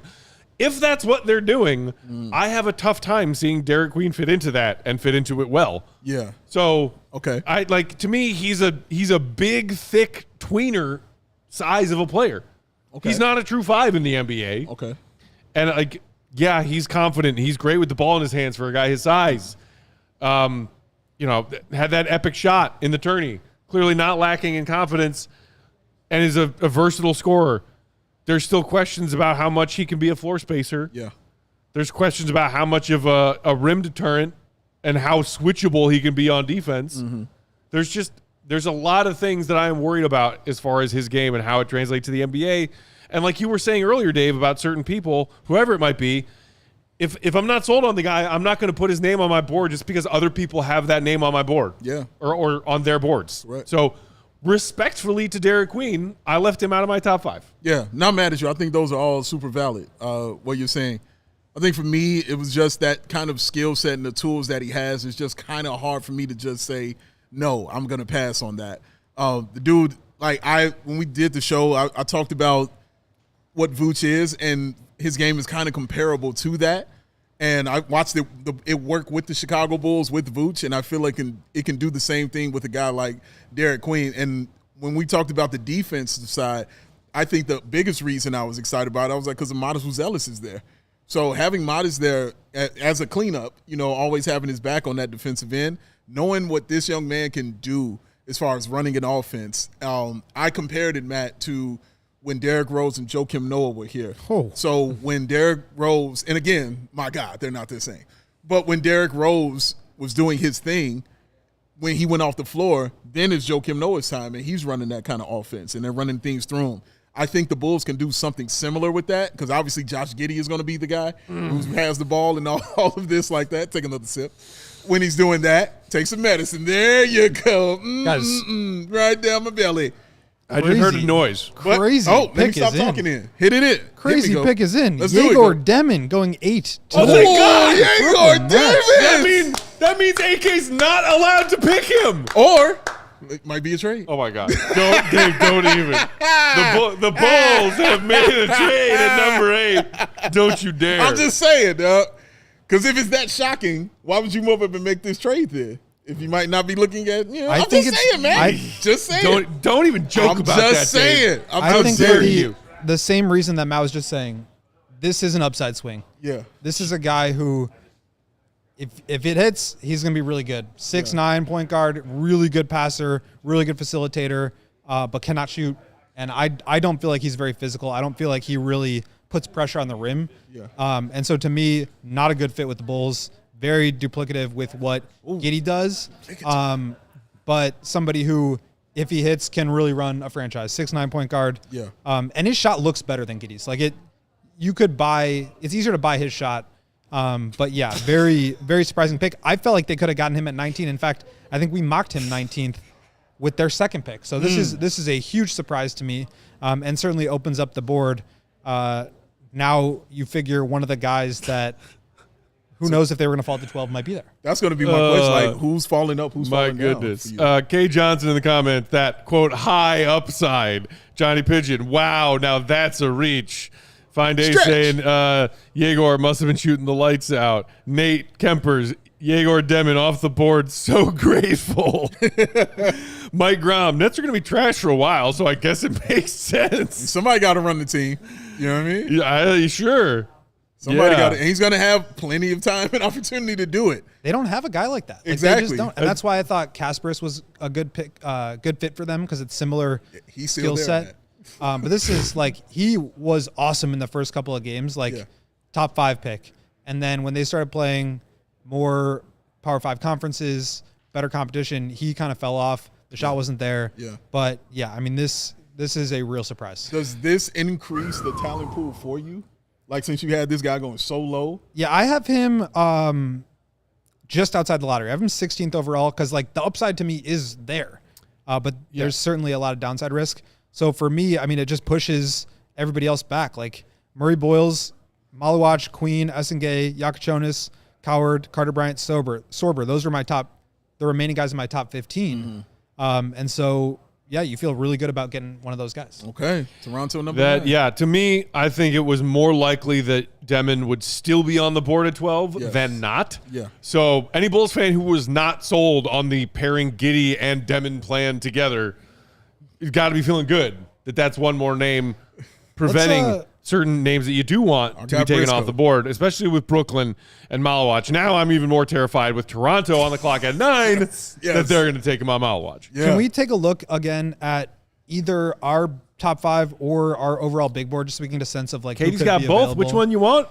Mr. Quaff?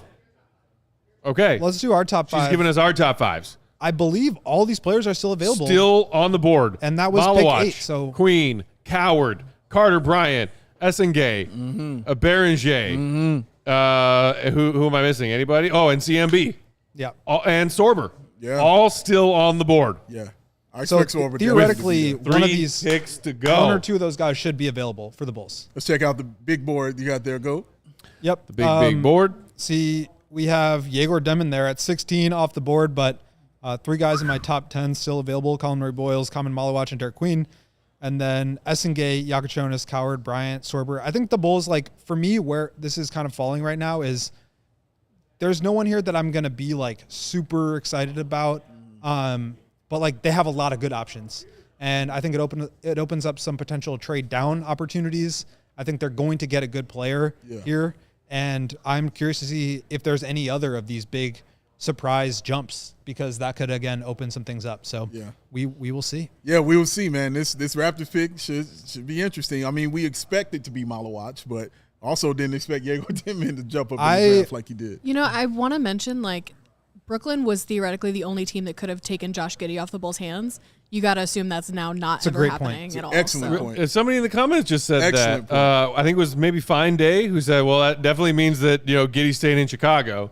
My initial thought was like, as if there was a chance that he wasn't. But y'all, we are, how many days away are we from June 30th? 5 days away? We're 5 days away from the Bulls breaking news with that big old paycheck to Josh Giddey. Whee! Oh, life is grand, ain't it? Shout out to all the 900 of y'all watching live with us here on our CHGO Sports YouTube channel, CHGO Bulls Draft Day Live. Hit that like button. Yes. Do it for Katie, who's been working hard getting ready for our draft night show. Do it for everybody else working hard behind the scenes.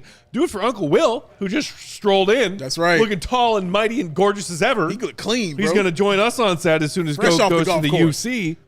Oh, fresh off the golf Fresh course. off It that is golf golf course. season. I mean, for dog, Uncle Will. he don't got no other clothes this season, brother. Every time I catch up with him, All breathable fabrics. On the course today? Well, yeah.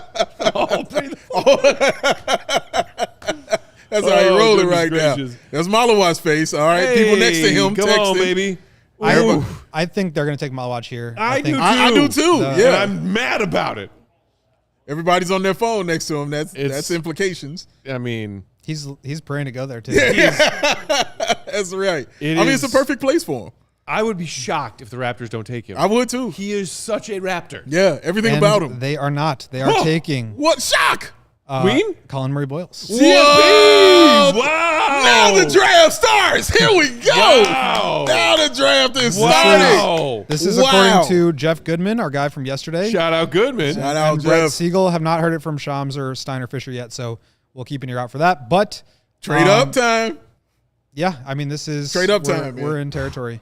We're in trade up time. I think territory. other teams will also be looking to, like, understanding. Okay, the Hawks are now out of the center business. They just trade for Kristaps. Yeah. I mean, who else is on the board here? Well, so you got 10 Houston picking for Phoenix. Phoenix, I think, is very much in play for a center. Yeah. I thought they were a great CMB destination. But you could see them taking Queen. You could see them taking Maluach. You could see them taking Sorber. Portland, I don't think is going to be in the center business. They've got Ayton, Robert Williams. They've got Klingon, who they drafted top 10 last year. So, yeah, I mean, the Bulls are in great shape here. Oh, Obviously, man. I really liked Collin Murray-Boyles. He was my number 2 Yeah, selection. he was your number 2. I think he's going to be a really good player, and he fits well with, like, the Raptors' ethos of, like, long, defensive, switchable, athletic, smart passer. Correct. He's going to be good there. But they are just such a weird team. They've got Quickly. They've got Ingram. They've got Barrett. They've got Scotty Barnes. Like, where does he fit into all of that? I don't really know if I like this pick for them, even though I do really like Collin Murray-Boyles. Wow. This is surprising. If that is, in fact, CMB going to Toronto at 9, a lot of Bulls fans, not just you, Goat, who had him high on their Bulls boards, are going to be disappointed with this result. I can't tell you how many times on Bulls Twitter over the last 2 months I saw something along the lines of CMB or nothing. Yeah, from I did. a lot of Bulls fans. Yeah, you like saw a a lot lot. of Bulls fans felt that strongly about Collin Murray-Boyles. Yeah. And no shade to them for holding that opinion of him. I was a little less high on him, but here we go. Adam This is Silver to the surprising. podium. Here it is. Save the pick, Adam. The head is gleaming. I mean, say it. It's interesting because I Collin think Murray-Boyles. There it is. some of these guys, it's like they have such interesting skill Nice sets, suit, but too. also the risk with them is so high in some ways that, like, I think 12 is a good spot to be where some of these other teams can take that risk in front of you. You don't have to be the one that's like Queen, for example, is a guy that Sure. maybe this is strong, but like could either be an all-star or get you fired if you're a GM. Like, that's a risk that I think, unless you're the GM for the Bulls, because then you can't get fired anytime ever. sure, but that's a risk that a lot of people I think are not willing to take, and so that's probably why he's falling. I think Maluach is someone who has a higher floor, but I think the upside is not quite there because he's very much like a run and jump big. So, Goat, is this the time that you trade up? Is this the time, in your opinion, that you start to trade up? If you're the Bulls from yes, 12 to if 10? you're the Bulls and Maluach is there at 10 right now, is this the time you make this move? for me, like, I would do 12 and Lonzo to move up to 10. The Suns need a point guard. They need someone to hold this team together. He could really help them. Ooh. That's like Lonzo and to you Phoenix is guarantee- actually really you juicy. guarantee Maluach. I would do that. I probably, I don't know. Ask me like after they pick him, but like I'm asking you now, right now. it's This hard. is where it's got to It's be. hard for me to include future draft capital where the Bulls are. So But I'm don't. asking. I'm also asking: is this the mindset the Bulls should be having right now, seeing that Maluach is going to be there at 10? Should they have this mindset of maybe we should be thinking about trading up to get this guy? I think you are in a spot where you are going to get either Queen or Maluach here if you want them, right? I mean, they theoretically don't could see- go 10-11, but theoretically, yes. I don't see the Blazers taking a big. I think they're gonna. I mean, they just they traded got out their their big. offensive Yeah. guy. They've got a big. They're a defensive team. Jonas. Yeah. So I don't know. I probably again would give up a small asset to just guarantee it. But if the Suns don't take him here, I think he probably falls. so all right. Unless here's- another team jumps up. Yeah. I think the Blazers like would totally be open for business, right? Yeah, Like they correct. have their kind of core together. You bring in Holiday, you've got Scoot, you've got Sharp, you've got Avdia, you've got Kamara, you've got Klingon. Like maybe they want to move back and a team could jump up. So I think this is like you're definitely in trade up territory for sure. So here's an interesting question That's for what I people wanted to hear. who are high on Maluach and also, like Big Dave and myself, high on Cedric Coward, who is projected to be the biggest draft night riser compared to a few months ago. Correct. Reclassified, was going to go, or went through the transfer portal, was going to go to Duke, but then all of the chatter he was hearing, hey, your name's flying up, and then the combine, and then it was like Cedric Coward, Cedric Coward, Cedric Coward. Right. If Maluach and Cedric Coward are there at 12, Dave, who you want? I mean, do you even have to ask me? It's Cedric Howard. Cedric Howard. When Katie asked for our top 5, my first thought was, shit, I'll just put Cedric Howard on here 5 times. Like, are you kidding me? It's going to be I want Cedric Howard. I make no bones about this. You're going to be so annoyed when he gets picked by the Thunder. I'm already annoyed. It's all right. It'll just add to it. But you would be one of the few people here defending AK from the masses who were like, Maluach was there at 12 and you didn't take him.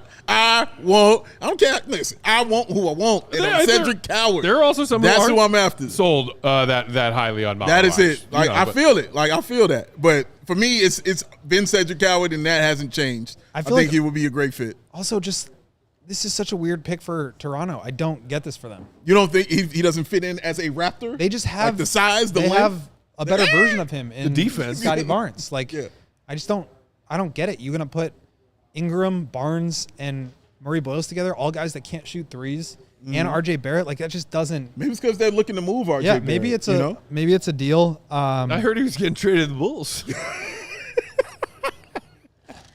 Oh man, hey Jay, can Matt get some more medicine up here? Is that okay? Need some. Yes. No, his is in a nice Are you red cup. licensed in shiatsu massage? Yeah. Yeah, man. Steven in the comments saying Carter Bryant is my guess here. Another interesting name among the guards and wings who is still on the board. A name that I think I had at 3 on mine. Dave, you had Carter Bryant on your board as well, correct? Yeah, I think at number 5. So that's, another name that is still here. So other than Goat having Collin Murray-Boyles on his top 5, everyone else, all those other names still on the board here with the Rockets on the clock at 10. Rockets pick, of course, being selected on behalf of the Phoenix Suns after that KD trade earlier this week. Can I just say, as someone that's watched zero films, absolutely say something, and my opinion comes fully on vibes, I'm devastated that Collin Murray-Boyles is not coming to the Bulls. His vibes were incredible, and I was really looking forward to that. So you wanted the CMB vibes. Yeah, he had great vibes. His like poise and character was so impressive at the combine. Dave, I don't remember if you talked to him or not, but like, this is just like a leader. He is going to be awesome. I really liked him. But yeah, just the fit for me in Toronto does not make sense. Yeah, it's weird. But for me, it signals they're doing something else. And there goes Khaman Maluach to the Phoenix Suns. And there it is. Maluach out of there to the Phoenix Suns. This is what I was asking. Is this the time you're thinking about trading up, making this move? Son of a beast. I think that would have been. I just don't know what I would have given up. Like, I definitely would have done that. But now I'm thinking there's like a lot of guys. If there's a team that wants to trade up, I would be interested in move down. Yeah. Can everybody get on the Cedric Howard train with me now? I mean, Maluach is out of there. Well, you want to get on the train? Y'all want to get on the train with me in the chat?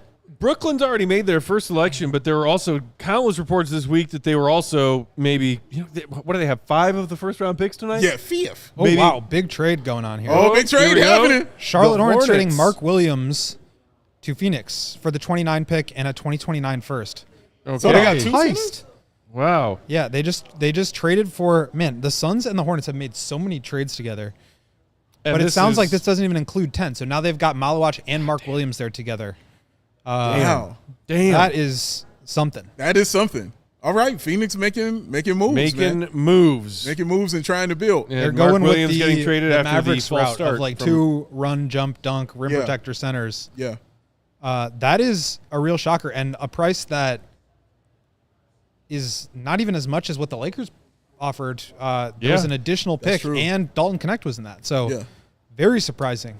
Wow. 29th pick is like not much. Not much, man. It's not much. Not much. So maybe now they're more interested in trading Maluach, or maybe they want to go with the 2 centers. But to do that while the pick is happening is fascinating. So maybe that could mean they picked it for someone, if that's the case. Possible. But I think they just got 2 starting centers. Okay.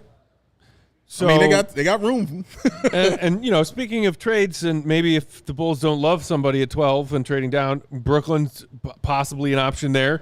There's also been a lot of reports that OKC, fresh off their championship parade, are interested in trading up in tonight's first round because Sam Presti just does whatever he wants and is great at it. Wouldn't it be nice? Also, like, there were talks of the Kings determined to get into the first round tonight, and we know AK loves making a deal with somebody. Yeah. It's the Kongs. Oh, Kong. It depends on who's there after this 11th pick. Yeah. From Portland. Would not hate right now the Bulls trading down if they can turn 1 first-round pick into 2. Yeah. But then again, if, say, Cedric Howard is there at 12, give me Cedric Howard. Yeah. The thing to me is welcome aboard. my board kind of like there's a tier break for me at 16. Obviously, Yegor was 16 on my board. He moves up. So, like, I feel like after I have we're down to 10 on my board right now. So, Queen, Essengue, Yakachonis, Coward, Carter Bryant, Sorber. I think I'd be pretty happy with any of those. I'd have questions about Kasparis and Derik Queen. But Bryant, Sorber, and Essengue in particular, I would be fine with. But after that, I think there's a big tier break. And, like, I like Jace Richardson a lot, but, like, small guards scare me. Knee injuries scare me. Nick Clifford, 23 years old. I just don't feel great about that upside. You've obviously got some, like, interesting upside swings like Will Riley, but to me, that's, like, a tier down from the guys available. So I wouldn't want to move beyond 16, I think, would be kind of the lowest I would be willing to trade down. Well, because, you know, after Portland makes their pick, then the draft begins, Will. That's what I've been told. Then it begins. Then it starts. A bit of added context here from Shams on that trade with Mark Williams. Sure. The 29 first-rounder is the least favorable between Cleveland, Utah, and Minnesota. Minnesota's 1 through 5 protected. Size, a problem for the Suns last season. Address it in a big way with both Mark Williams and Khaman Maluach. The Hornets, meanwhile, net 2 first-rounders. Like, the Bulls should have beaten that price for Mark Williams. Yeah. 29 and a future pick that's going to be the worst of Cleveland, Utah, and Minnesota. Yeah. Yeah, like, bro. That's a very beatable offer. And Mark Williams is still on his rookie deal. Like, yeah. Yes, but Mark Williams did not play for the Kings, Goat, so AK was not capable of making such a trade. He doesn't play for the Kongs? How dare you? Oh, my goodness. Our guy Kevin Koenig in the comments saying Cedric Howard, let's go. So, Dave, you have gotten more people onto the Cedric Howard I mean, why not? Train. Why not, man? And just hop on the train. We got one more pick, that being the Portland Trailblazers at 11, between the Bulls and seeing Cedric Howard on that board. But Derik Queen is still on that board. He is. Noa Essengue, who we know that the Bulls have been flirty with, still on that board. Joan Beringer, still on that board. Another name that has been tied to the Bulls recently. Another guy on my list. Essengue is just such an AK prospect. Obviously, Yakachonis is for his own reasons, but Essengue, long, athletic, like raw, toolsy. Can you turn him into a shooter? Can you give him some ball skills? Right. Like, that's a just project AK. who's raw and toolsy, which I'm for. Like, maybe between his him needing development and developing, Michael will wake the F up and kick out AK, and we will have someone else here to help build these young toolsy prospects who need developing. Yeah. Yeah. But like that's what I'm saying, just as a Bulls fan right now. Best available with a preference on highest upside and highest potential ceiling. Because as much as AK is excited about playing tournament part 4, I don't care about high floor players right now as a Bulls fan. Sorry, not sorry. Death wish. Swing big. This time it's personal. It was personal every time, Dave. Every of the threats times already that I, as a Bulls fan, have had to sit and watch a play-in tournament game, it's been personal. And I believe Maluach makes the 3rd Duke player taken in the lottery. Maluach, Knipple, and Flag, of course, being number 1. Yeah. That trio, not only in lottery, all top 10. Yeah. Hey, man, like these tiers also watching his family and how they're crying, because I like looking at how people are crying. You can tell what that young man has been through. He's been through a lot of stuff, bro, to get to this level and to this point. Like, those are tears of, man, I remember what we had to do and Dave, what we was playing on to get here to this point in this level. I'm sorry to inform you that Cedric Howard is the pick at 11. No! We were so close! Oh, my God. We were so close! So close to greatness! So close! Oh, unfortunate. Right there. Classic Bulls. Day late, dollar short. Oh, and they are trading him to the Memphis Grizzlies. Oh! You just broke our hearts twice in 4 seconds. I love to go. Hey, man, the GOAT is awesome. I was reading it. GOAT is awesome. What the hell, GOAT? Sorry. That was great. So when they thought I was out. Hey, that was great. That was great. Why the pause after they're trading him? That's it. Huh? Oh, You know what? There it is. There it is. Oh, The first man. half throw of the night. I deserve it. Oh, my God. Second half throw of the night. I You deserve that one. Go, sir. you are a jerk. So Oh, my God. Oh, I got so excited. All right, so the Bulls are on the Second. clock. What do you guys like? Oh man. Well, I mean, Nobody. No. Not, I mean, there it is. Top 5. We got Carter Bryant still on the board. Essengue still on the board. Thomas Sorber still on the board. Derik Queen still on the board. Mm-hmm. And Joan Beringer still on the board. Of these players, I mean, give me Essengue, I guess. Okay. The defense is what you're after. There? Yeah. Okay. The physical tools, the upside. Again, I'm looking for a high upside swing right now. Sure. And it might be a project. Okay, take a project. The Bulls are not contending for a chip next year. Take a project. Yeah, I think. Just knowing how he thinks, it might be Derik Queen. Oh, Wow. Yeah, AK kind of I think Derik Queen is very much the upside play. He very high ceiling, very low floor. I think that is kind of the case with him. Man, I like Howard to the Grizzlies. That's a great fit for them to replace Bane. But Dude, that's a perfect fit. Him going to Memphis. I man. think Shout out to that young man. Essengue, another high upside swing for the Bulls. Very athletic, long, runs the floor, plays in their style. Untapped upside there. And Carter Bryant, I think, would be a really solid pick. Like, not a lot of upside for me whatsoever. But every team needs a versatile, switchable 3-and-D wing who really defends, who really shoots. Very, very easy and easily and simply like fits that mold. High character guy. Take a look at Cedric Howard's jewelry when it pops up on the screen, too. Shout out to that young man. Better than Jeremiah Fears? I'll let you judge. Okay. But yeah, and that's why I had Carter Bryant on my list. Like, all of the intangibles plus his skill set on the court. I'm just like, that's a usable 3-and-D wing that the Bulls could use. And he fits in, like, whereas I think Essengue is a little bit more. Not playing. Yeah, that double C. He ain't playing, dog. He's not playing. Wow. My guy was D3 3 years ago. How about that? A D3 winning. guy. Going number Transfers. 11. Yeah, man. What was it? East Washington and then Washington State, Yeah. right? Games there. To Eastern Washington. Yeah. So that was the D3 school, yeah. But yeah, I think for the Bulls, like, Essengue is a 4 to me. So I think he has some stuff to figure out, but very good defensively. Carter Bryant, I think, is a 2-3-4. I think the versatility there is pretty interesting. Slots in between Giddey, Kobe, and Modest, if that's the direction that the Bulls continue to go. Queen, I think, probably a 4 long-term, certainly to start out, because I don't know that he has the ability to defend 5s or protect the rim. But they have some good options here, but no one who is, like, for me, the guy. Yeah. That person. That would have been Maluach or CMB for me. We With Bulls people on the chiming clock in the now, chat. would you guys consider trading down at this point? Yes.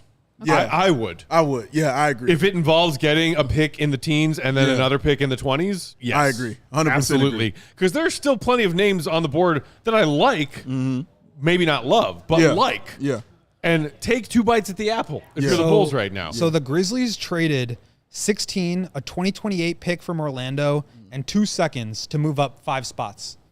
So the 28th pick being a first, and then 2 seconds on top 2028 of that? first round pick via Orlando, 2 seconds to move up from 16 to 11. So the Blazers get the 16th pick. Grizzlies move up 5 spots. If the Bulls can get a similar package to that to move back 5 spots, you got to do it. Look at him. 2028 first and 2 seconds, that's a haul. So I'm just watching Cedric Howard highlights. Excuse me. Yeah, no, I really like man. Cedric. I think he's going to be a player. That's a player right there. I love the fact, though, Memphis is just a perfect place for that young man to fit in. His mentality and his style of play, like, is really perfect for them, man. So I really think it's great, you know what I mean, coming in and can establish more culture for that team, just how they kind of operate. And then playing with guys like Ja, playing with Triple J.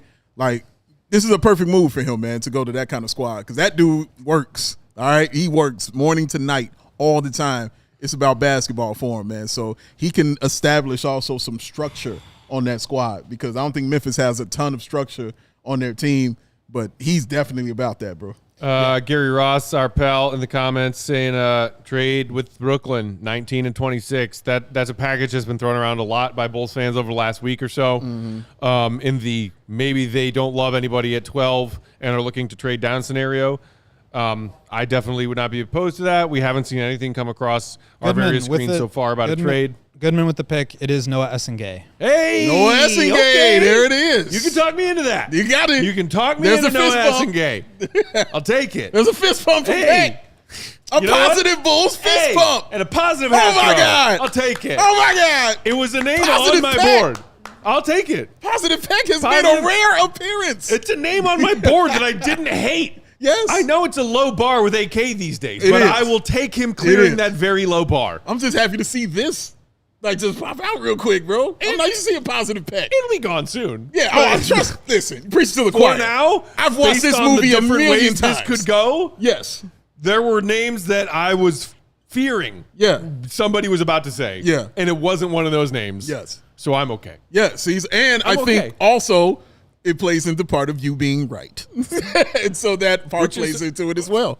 I didn't say I think they were going to draft Essengue. No, but he's on your board. He is on my board. And you're like, you should take this guy. Yeah, take this guy. Part of that is right, man. All right, so like Let's yesterday, there was a lot of noise about him coming to the draft, leaving his team. People were very Yes, upset. right. Now that he's with the Bulls, is this a red flag for you guys that he left his team? They're in the finals right now in Germany And, to come to the NBA draft. So his team had a 2-1 series lead in the finals of like the German NBA Bundesliga version. And a lot of people gave him grief for leaving. Yeah. They were one game away from clinching the championship of their league, and he left to come attend the NBA draft. Yeah.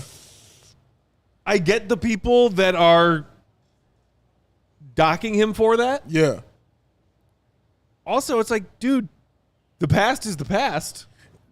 You're about to get drafted likely as a lottery pick in the NBA. This is the league you play in now. Yeah.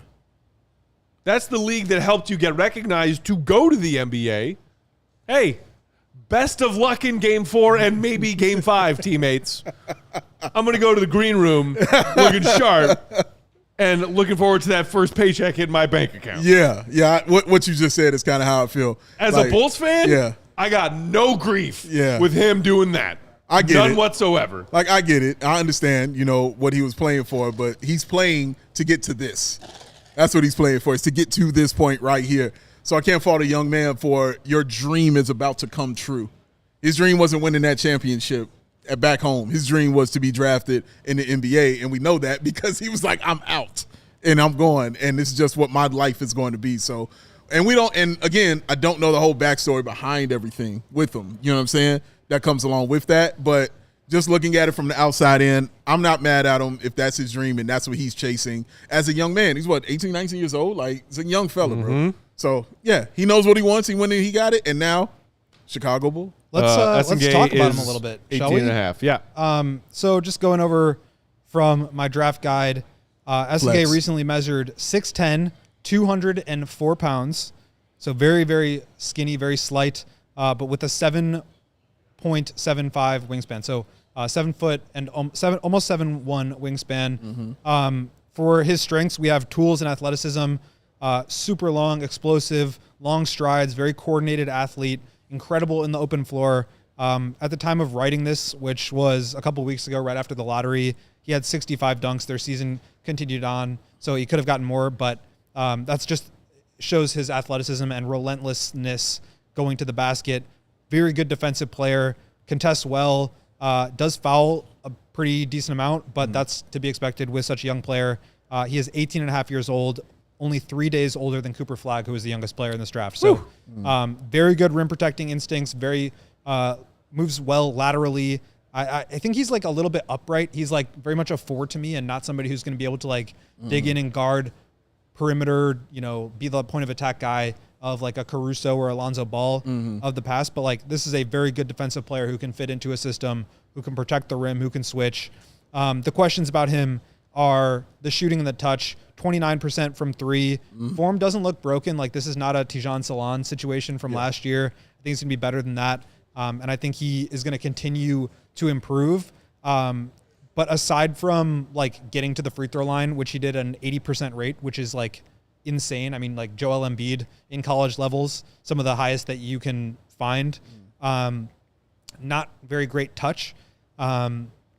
53% on non-dunk layups at the rim. So that's a little bit lower than you want from a 6'10" guy. Yeah, not a great finishing rate. You want to see that around like 60 or so.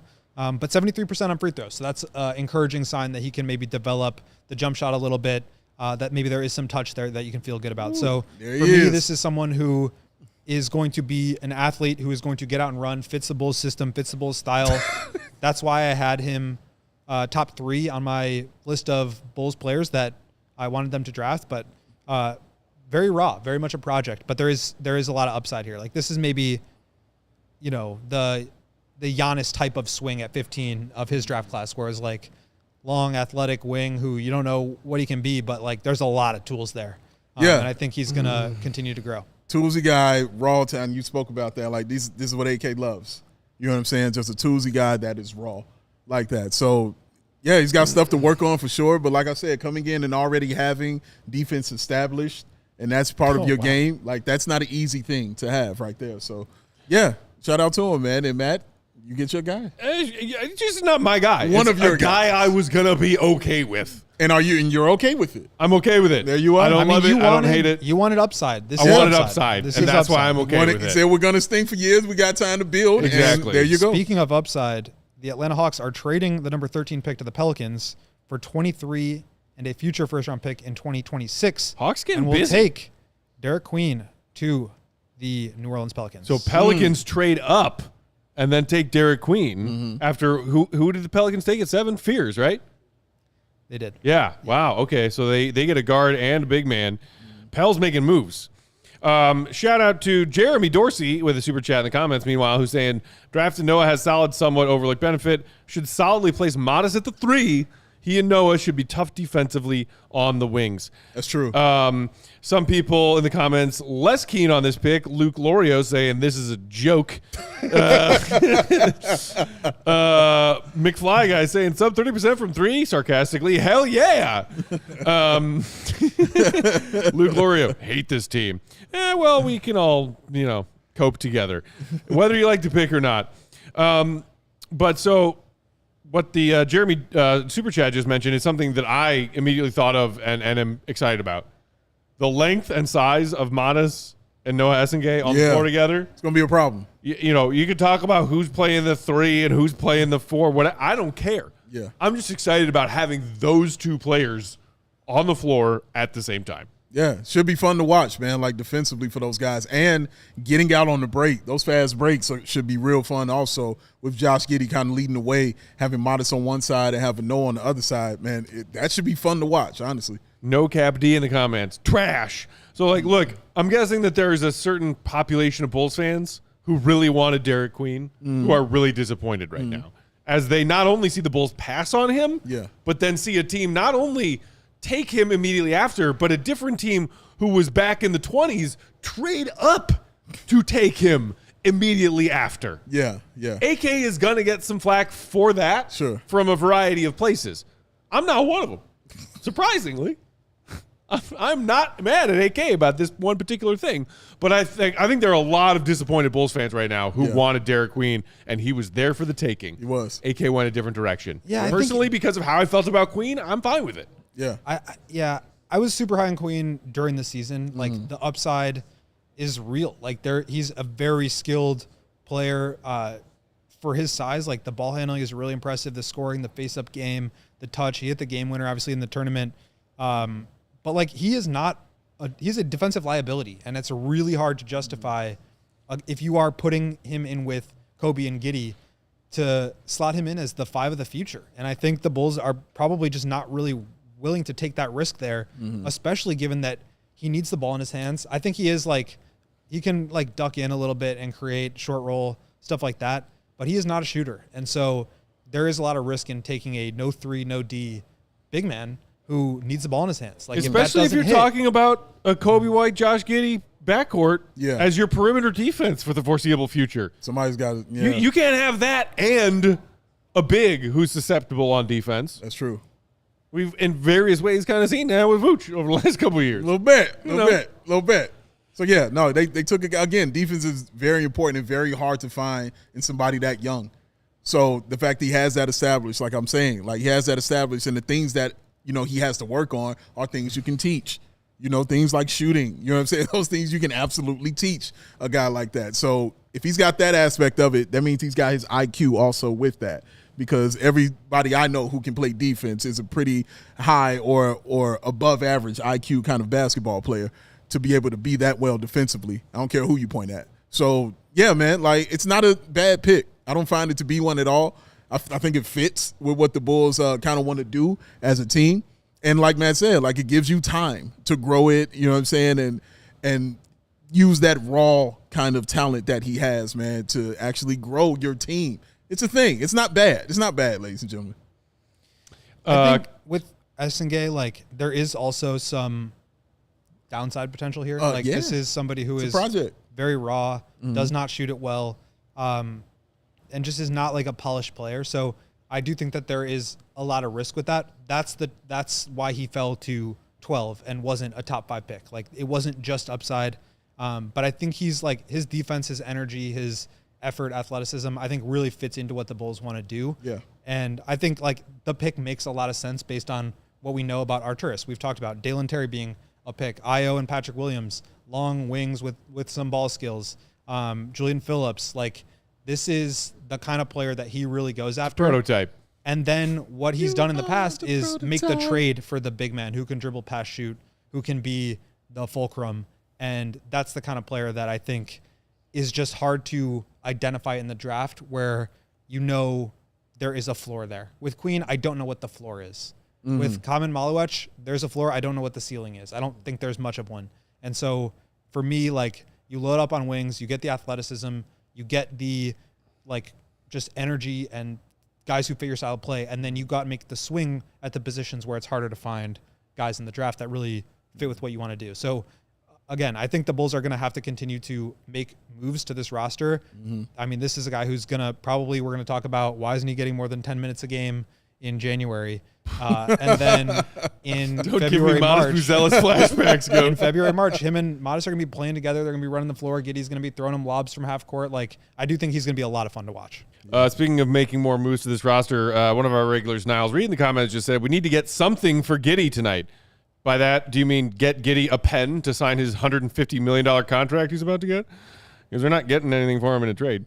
Somebody, Fantasy Cast Podcast, defending Noa Essengue to the doubters in the comments, saying, doesn't care about any of you. He will fight you. I promise everyone here is underestimating him. Do so. Do so at your own peril. Damn. Strong words from a Noa Essengue believer out there. Are you going to take over the world after that? Damn. Yes, Batman. Shout out to all 1,500 plus of you watching live on our YouTube channel. Subscribe to that CHGO Sports YouTube channel. Only shout out to the 361 of you that hit the like button. Oh, I'm sorry. That ratio is not good enough. Shout out. No, absolutely not. That ratio is not good enough. No. Hit that like button. Come on free. now. It's free and easy to do. It's a free draft show. Just click it. Click the like. And we're going to bring out our guy Will Perdue soon. So, yeah, you should definitely be hitting the like. Woo, I'm ready for it. Come on. So, do we think that AK is done? Making moves? Tonight. Yeah. It's a good question. I'm going to prefer that to the GOAT. I do. I think it's always possible. Like, I think Lonzo, Vooch, those are guys that are kind of worth later first-round picks. So, like, maybe a team wants to make a swap there. But, like, if you're talking about roster spots, it was 12 full from last year. Mm-hmm. You have Giddey. You have Essengue now. That's 14 out of 15. Mm-hmm. And you have 45th pick. You have Trey Jones you want to bring back. Like, it would have to be a consolidation move. Certainly, it's not going to be, like, a big swing at this point in the draft. Usually that happens where teams are moving up into the draft, into the top 10. So probably not, like, another big swing here. But, like, there's going to have to be more reshaping of the roster. But I will say this, like Arturas asked for patience. He usually doesn't say stuff like that when he doesn't really mean it. And so I do think that this is going to be a process where the deadline, maybe there's a move or two during the offseason, maybe there's a move or two at the deadline, and then going into next year when all this money comes off the books, things start to change a little bit. But I think they're probably done for tonight. Bash Jin in the comments saying AK had dinner plans at 8:30. So yeah, speaking of AK being done for the night, yeah, a lot of Bulls fans in the chat unhappy about this because Queen was there. Queen was there. JTH78, this pick sucks. Should have drafted Queen. Reese V, we're gonna regret not taking Queen. I'm curious if we did a straw poll.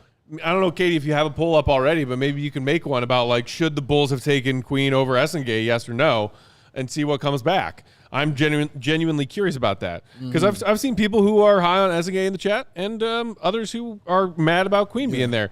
While we get Katie situated with that new poll, shout out to Katie and our hardworking production crew. Do you want to gear towards a shift? You got to get to the UC for media. I'm going to go to the United Center here from Mark Eversley tonight. Flex. We'll do a will swap. So we'll do a will swap. Will swap. This was great. I kind of lost track of picks since the Bulls, but yeah, Carter Bryant here, 14th to the Spurs. That's a great pick. Carter Bryant to the Carter Spurs. Bryant, Oh, man. right there, 14. Nice. That's a nice move for them. Good job. A nice item. Yeah. All right, go. Cool. Thanks for being here. It's been a great. Will the go Gottlieb, everybody? It's been great having you. Hopefully you diehards took advantage of that incredible diehard draft guy that he and Derik Queen over at PHLY worked so hard on over the last several weeks and months. But thanks for playing with Matt's emotions. That was really fun. Oh, my As well. God. He's traded. He's traded. Puts it in. To the Puts Grizzlies. it in. Bang!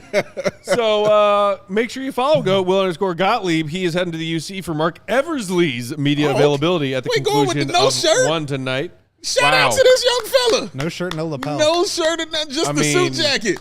Oh, yes. Get your modeling contracts up, my brother. Going with the Jamie Tart look. It's solid. All right, go. All right, there, go. We look forward to your questions directed at the Bulls front office and hearing the answers. And then Goat will be, of course, back with us tomorrow when we are here to break down not only Eversley's press conference, but night two. I don't think Cody was very excited about this pick either. No, because he wanted the Illini kid. Yeah. He was part of Yakachonis Nation. He wanted Yakachonis Nation up in here, man. All right, so while we get ready to bring in the other Will, the four-time champ kind, Dave, why don't you and I go ahead and knock out our last couple ad reads of the night? Yeah, why not do that? Let's talk about our guy, Ray! Why are you surprised by this? Katie. Break zone! Wait, I'm not ready! Ray! Team me up. Ray, ladies and gentlemen, Ray. New vehicles are in store at Ray Chrysler Dodge Jeep and Ram, and this is your chance to score a great deal at the Employees Pricing Sales Event. Head to Ray CDJR on Route 12 today to choose from their huge inventory on new Chrysler Dodge Jeep and Ram vehicles. Lease the new 2025 Ram 1500 Bighorn for only $419 a month for 36 months, or finance at 1.9% for 72 months. Pretty good. Plus, shop over 125 vehicles that are priced under $20,000. Go check out our partner today to shop one of Chicago area's largest inventories. Find the right new vehicle for yourself. Don't miss out on the Employee Pricing Plus sales event for huge savings on new Ram 1500. For more information, visit Ray CDJR today on Route 12 in Fox Lake or online at raycdjr.com. Today's show also brought to you by Potawatomi Casino Hotel in Milwaukee. Let's talk about your next weekend escape, or maybe just your next big night out, because Potawatomi Casino has everything you need in one spot. We're talking thousands of the latest slots and table games, and if you are ready to refuel, they've got a ton of amazing restaurants and bars to choose from in between all that fun gambling you'll be doing. That's right. Whether you're feeling fancy or just want a quick bite, they've got you covered. You don't even have to leave the property. Stay in style at their luxury hotel, just steps away from what many call the Midwest's best sports book. Heading to a ball game this summer? Start your day right at Potawatomi, hit the sports book, then head out to the game, just like our CHGO Cubs crew did earlier this year with some of their fellow diehard Cubs fans. It's all right there, super convenient. Milwaukee's got a full summer lineup of concerts, festivals, sports, you name it. Potawatomi, the perfect place to be before, during, and after all of it. Potawatomi Casino and Hotel in Milwaukee. Your win is waiting. Go check it out. And speaking of wins, Bulls Nation, joining us on set in the middle of that ad break, a dude who has 4 of the NBA championship variety of wins. Will _Perdue 32, the one and only Uncle Will back in the house. All right. What's up, Will? How we doing? I'm just glad to see you, my man. I'm glad to see you as well. I've missed you while you've been out on that golf course. What makes you think I've been on the golf course? Our conversations about the fact that you've been out on the golf course. You're so tan. You've obviously been golfing. Also, there's some evidence right Yeah. there. The vitamin D There's variety. like 3 shades different between you and Matt Yeah. right now. It's thought crazy. That you were is gonna a golfer's tan right I thought you were going to say me and Dave. Already off to. First of all, Oh, I missed you. no pass for Will Perdue. Absolutely not. It's good to see you, even though you didn't say it was good to see me, but it's good to see you, I man. hadn't gotten to that Appreciate that, yet. bro. Good to see you, though, man. I mean, it's all right. you haven't been dealing with a debilitating injury. Yeah, but I deal with Matt, period. So you should still say hello. Hi. Are you saying that dealing with me on a daily basis is the same as dealing with a debilitating injury? Is that what you're saying? Let me get back to you on that. Ouch. All right, so You know what? Fair. he's physically drained. You're mentally drained. Yeah. No, but you're here. So you provide the gas, sir, the energy for it to continue us moving forward in our Ram 1500 truck that you can get from Ray CDJR. Shout out. Oh, that was a smooth. Yeah. Come on, transition. Perdue.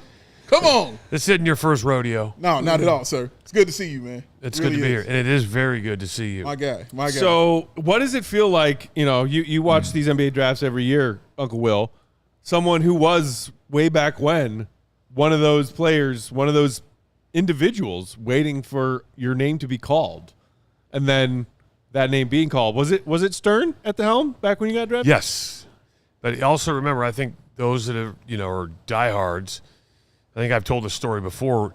When I was drafted in '88, it was in the afternoon. Right. There wasn't all this TV coverage. Was the primetime night He was event. digging a ditch so down in Florida. They were like, "Hey, we would like to put the draft on. Not during soaps. You're not soap operas. All My Children is on. That's right. As time through the hourglass, whatever that thing is. the days But of our lives. That's correct. Yes. But it was just one of those things. It was kind of like the NBA draft was kind of like secondhand. Diehards were there. They booed everybody. Food, everybody. They did. I mean, literally, it was all Knicks fans, Oh, wow. right? Oh, no. So anytime anybody was drafted, boo, and then they'd really boo hard when their guy was drafted. When it was time for the Knicks to draft, right? That's all it was, because it was Madison Square Garden every year, right? Yeah, in the Felt Forum, True. which is part of Madison Square Garden. So, but it's very nerve-wracking. It's unsettling. Did you have an inkling of where you were going to go? Like, did you Yes, think that I was pretty sure. pretty sure the Bulls were going to take you? Yeah, because back in the day of the Sleuth, a.k.a. Jerry Parentheses, Krause. Jerry Krause, for all you youngins out there. That's right. He had told me that Everybody just said sleuth. that he knew that the back then it was the Bullets. Yeah. If I was still on the board, were going to pick me, and they were 12. Yeah. And so at the time, the Bulls were farther down on the draft board. But the night before, he made the trade, got the 11th pick, and I was like, damn, if I'm still there, because there was a possibility that I could still go to the Heat or the Hornets, right? And so there was still a little uncertainty, because there were a lot of teams that said they were interested. Was there somewhere else you wanted to go outside of the Bulls? Was there another team you were looking at? Like, I wouldn't mind going right there. No, that's the interesting thing. I didn't think about it that way. All I thought about is that I just wanted to get to the NBA. I wanted an opportunity to play. I can honestly say that I probably didn't really want to go to Washington, Okay. because it's just Something that stands the test of time. right. But It's true. it was just kind of one of those. I was as secretive and as odd as my workouts were. Yeah. I was just impressed by the in-depth leg work and behind-the-scenes work they had done. Well, secretive and odd definitely sounds a lot like Jerry Krause's MO. So. Well, what people don't realize is that all these teams have dossiers on all these players. Like,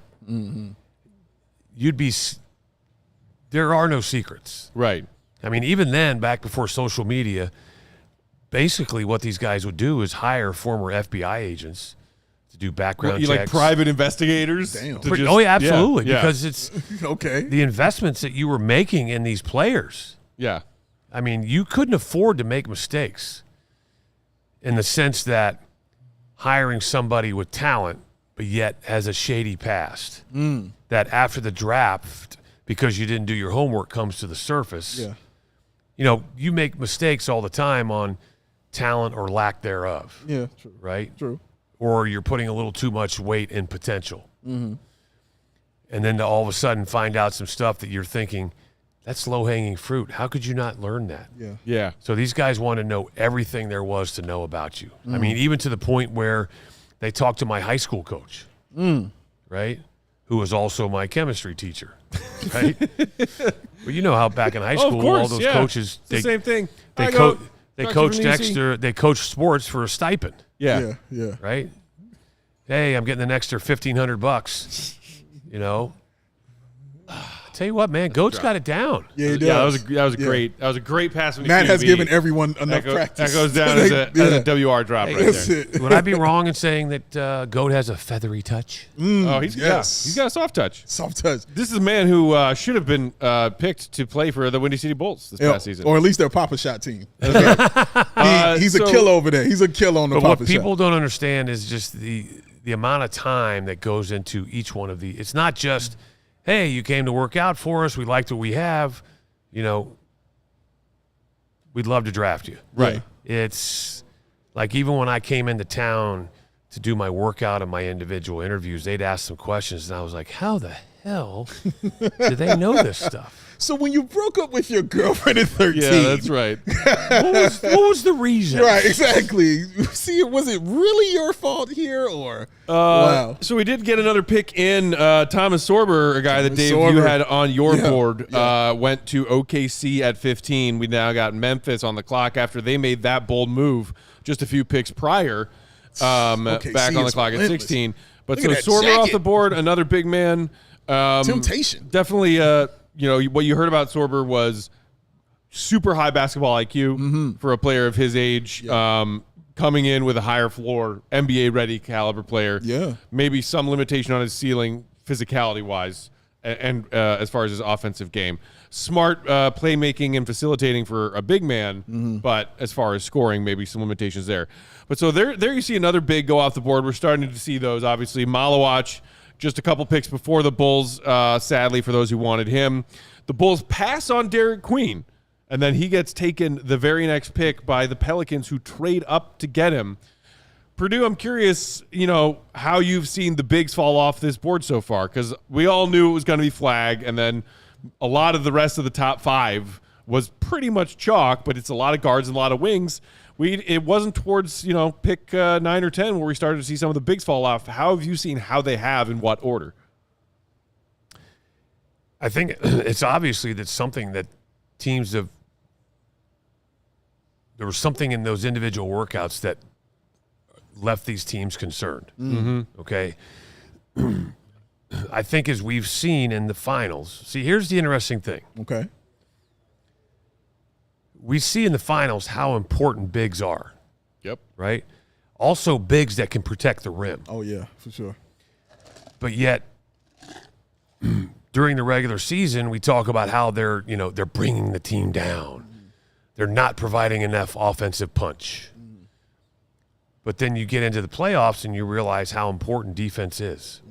So it's kind of interesting, and I'm making, and the point I'm trying to make here is that, and I'm not trying to be disparaging. I'm not trying, Well, depending on towards who, go right ahead. but I'm not trying to knock on Chet Holmgren. Oh, okay.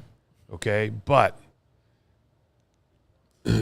I still thought that OKC would win, and I've really been looking forward to tonight because I haven't had the opportunity to really talk to you guys, but I wanted to get your opinion as we get away from the draft a little bit, but I think it relates to your question about bigs, Okay. right? Chet Holmgren's not really a big. No. He's got length. Yeah. Knows how to use it for sure. Yeah. But outside of Game 7, I thought he was very ineffective throughout the whole finals. And I thought a lot of it was, I think that quite honestly, the coach for the Indiana Pacers might be the MVP for them. Yeah, Rick Carlisle was amazing. Carlisle coached a throughout hell the of a entire postseason playoffs. run. Yeah. Because I'm not saying this is what happened, but how they played, the physical. I mean, I was stunned by the physicality of every single game. Yeah. To the point where I felt like Indiana knew that in order for us to win, we were going to have to junk up these games. Yeah. Yeah. As enjoyable as the basketball was, that's probably what was most impressive, because a lot of times when you see somebody junk up a game, it just gets ugly. This wasn't ugly, but what it did do, and I think we saw this time and time again, OKC was exhausted in the fourth quarter in so many of those games. Okay? Because I know it's easy. It's not as easy as this, but basically, what cost OKC 2 of those wins? The inability to knock down free throws late in a game. Yep. And what usually is a factor that leads to that. That's fatigue, whether it's physical or mental. I mean, you think about it, OKC was up 12 early or late in that game 1. And I'm not saying it's all Chet's fault, but he missed 2 free throws. If he makes one of the ones. 2, Yeah. that game's over. Yeah. One of the 2. Yeah. But I fully believe that fatigue was part of that. And the reason why I'm talking about Chet, I like him as a player and I want him on my team, but he's got to get stronger. Yeah. And that's the interesting thing about now the pick for the Bulls, right? Modest, right? These guys have to get stronger. That's going to take some time, because you're just not going to take Chet Holmgren and he's going to be 250 pounds next year. Right. Every- We've seen some early signs via Instagram that Modest is, he's looked like he's added a couple pounds of muscle collectively on his arms, Little bit. upper body. Little bit. We know that he's been putting in work in the gym through the first couple months of the offseason. But, to your point, Dave, I was just saying to you earlier how excited I am to see Modest and now the newly number 12 selected pick, Noa Essengue, out on the floor together. Yeah. That's 2 very wiry guys who you would like to see, maybe, if they are going to be legitimate rim protectors, defensive deterrents, have the ability to bang with some of the stronger bodies in the league. They're going to have to, and especially if those guys are going to play the kind of defense that can elevate you, you know what I'm saying, and get you a little further as the Bulls want to go. Right. Like, it has to be more than just, this is fun and athletic. Yeah. No, it's going to have to be some strength when they start banging those bodies with you. Even on the other side of the finals, Pascal, always been Yes. kind of a wiry guy, but has the physical. strength He is absolutely physical. to body guys. Yes, man. And even more to your point, Will, I think OKC realized that Chet Holmgren was getting body, because look at what they just did now in the draft. They go get Thomas Sorber. You know what I mean? So they went and go get a big body so they can go out here and continue moving on and give him time to grow into that kind of system. But that's why, getting back to the Bulls situation, because of the style that was allowed to exist, because I quite honestly, if you want to just talk about officiating, I thought OKC got screwed. Really? Interesting. Okay. You can talk about the number of free throws, Sure. this, that, and the other. I know a lot of people are complaining about, SGA pushes off and everything with the offhand. But the backup point guard for OKC. I'm for the Pacers. TJ McConnell? The pest. If you go back and look at Game 7, he was putting 2 hands, literally 2 hands on SGA for 94 feet, and they weren't calling it. And I'm like, I'm fine with that, right? Because the one thing I didn't think they really did was call touch fouls. I thought they did a good job of being very consistent I about agree with that. how they called Yeah. the game. Okay? Whether it's physical or not, doesn't matter. Just be consistent on how you called it. Yeah. But I thought that Carlisle and the Indiana Pacers did an excellent job of taking what a lot of us thought was going to be a really quick and boring series into, in my opinion, a 7-game spectacle of great basketball. Yeah. And not necessarily because it was so good, but just because of from timeout to timeout, right? 5-minute blocks of one team becoming, all of a sudden, flipping the script on the other, right? And I really enjoyed that. And I think that was something that now we all know it's a copycat league, right? True. And you're talking about the youngest team in the league just won the NBA Finals. Yeah. And what is it that also the youngest team in the league has more so than any other team in the league? Assets. Future draft picks. What's that? So what makes you think that if healthy, what makes you now? I understand eventually they're going to have to start signing these guys. Yeah. But because of the assets they have, you kind of feel pretty confident that they're going to be able to replace the guys that they have to sign and trade or let go. Right? But I also want to go full circle and talk about the ability to acknowledge and recognize the one player that you truly need that is going to facilitate a championship. Of all the players in the league that they could have went and got, they actually went and got two guys that were defensive oriented. Okay? Kid from the Knicks, right, who, as we saw as this series went on, was playing more and more in the fourth quarter from a defensive purpose rather than a scoring purpose, but also his ability to create second chance opportunities with not necessarily grasping offensive rebounds, but keeping balls alive. 50-50. Right? But also think about, he didn't start, but he started the second half of every single game in Alex Caruso. The ability, and I think people, my opinion has changed, right? On. The ability to say that I fully believe that if what I was told from coaches and what we saw from a growth standpoint, that Giddey will be an all-star. Now, he doesn't just have the potential, but if he grows like he did at the end of last year, I had more than one coach tell me he's a dog. Yeah. Okay. I agree He with that. may not have the best fundamentals on defense. That may be a huge weakness, but he does really want to get better. Yes, that's true. Okay. But just like every dog, he has fleas just like every other player in the league. Ooh, bar. Okay. And I'm not trying to say that he stinks. I'm just saying there's nobody in this league that is 100% from start to finish. Everybody has weaknesses. Correct. Well, so as we Correct. pivot just quickly back to the draft here as it unfolds, a bit of a surprise is Portland after that trade at 16 with a perhaps reach, speaking of our bigs conversation, taking China's Yang Henson, 7'2", 9'3" standing reach. Big dude. Big old dude. He's tall. Heading to Portland. And now we see a guy who I had in that fifth spot on my Bulls preferred players board, another wiry, lanky guy, international prospect, Joan Beringer, going to Minnesota at 17. I How love long this his pick for arms are. Minnesota. Yeah, he's long. He definitely fits the mold of some of those bigs that Minnesota like to keep around. Yeah. Great young talent. Definitely another raw prospect that will need some tooling, some molding, some coaching. But I like a lot of what this kid has to offer. There you see. I mean, bringing him in, and also bringing him in with Rudy Gobert. Yeah. As well. Another fellow countryman is right there. So, yeah, that's a cool thing. Plays above the rim. Above the rim is definitely where he plays. That is definitely his game. If you're going to buy into Josh Giddey long term, Yeah. one of the things you're going to be always talking about is lob threats and who So- can finish above the rim. Well, you're going to need the backside help. Yeah, and that was I was about to ask you this question. Like, the drafting of Noa Essengue, does that signal to you further the Bulls' commitment in a guy like Josh Giddey? I think so. In the, yes, that specifically, and then also just a bit broader.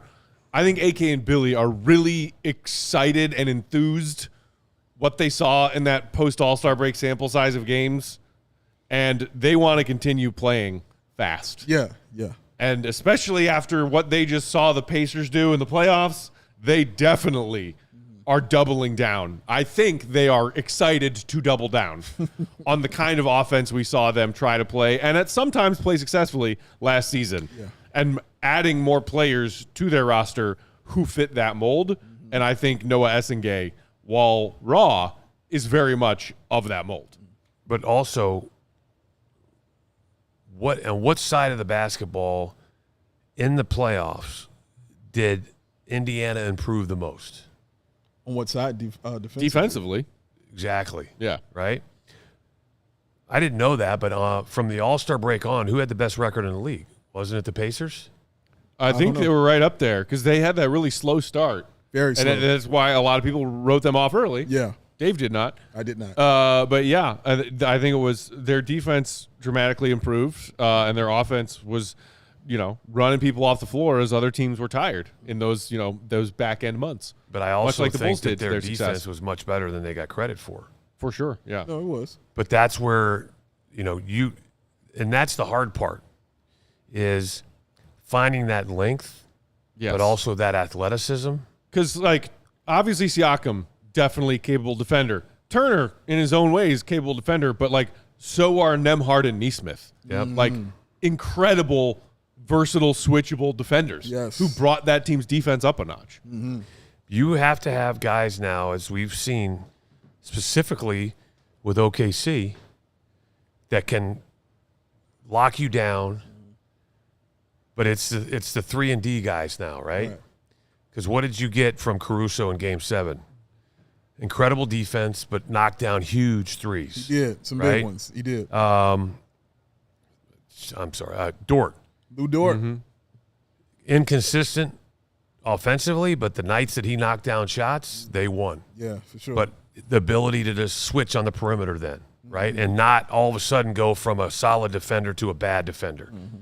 Because then now you saw it with the Bulls towards the end of the season. They just came down and ran screen roll until they got the person they wanted to attack, most notably Josh Giddey, Right. and then went to work. It's true. You didn't have that. Their probably worst perimeter defender is Shea, but I still think he's better than average. Yeah. When, He's all defense better than average, yeah. But when he puts himself out there to do that, and when he feels like he doesn't have to score as many points and trusted his teammates, that was like the big knock on Michael, right? Didn't trust his teammates until Phil just kept beating him over the head, right?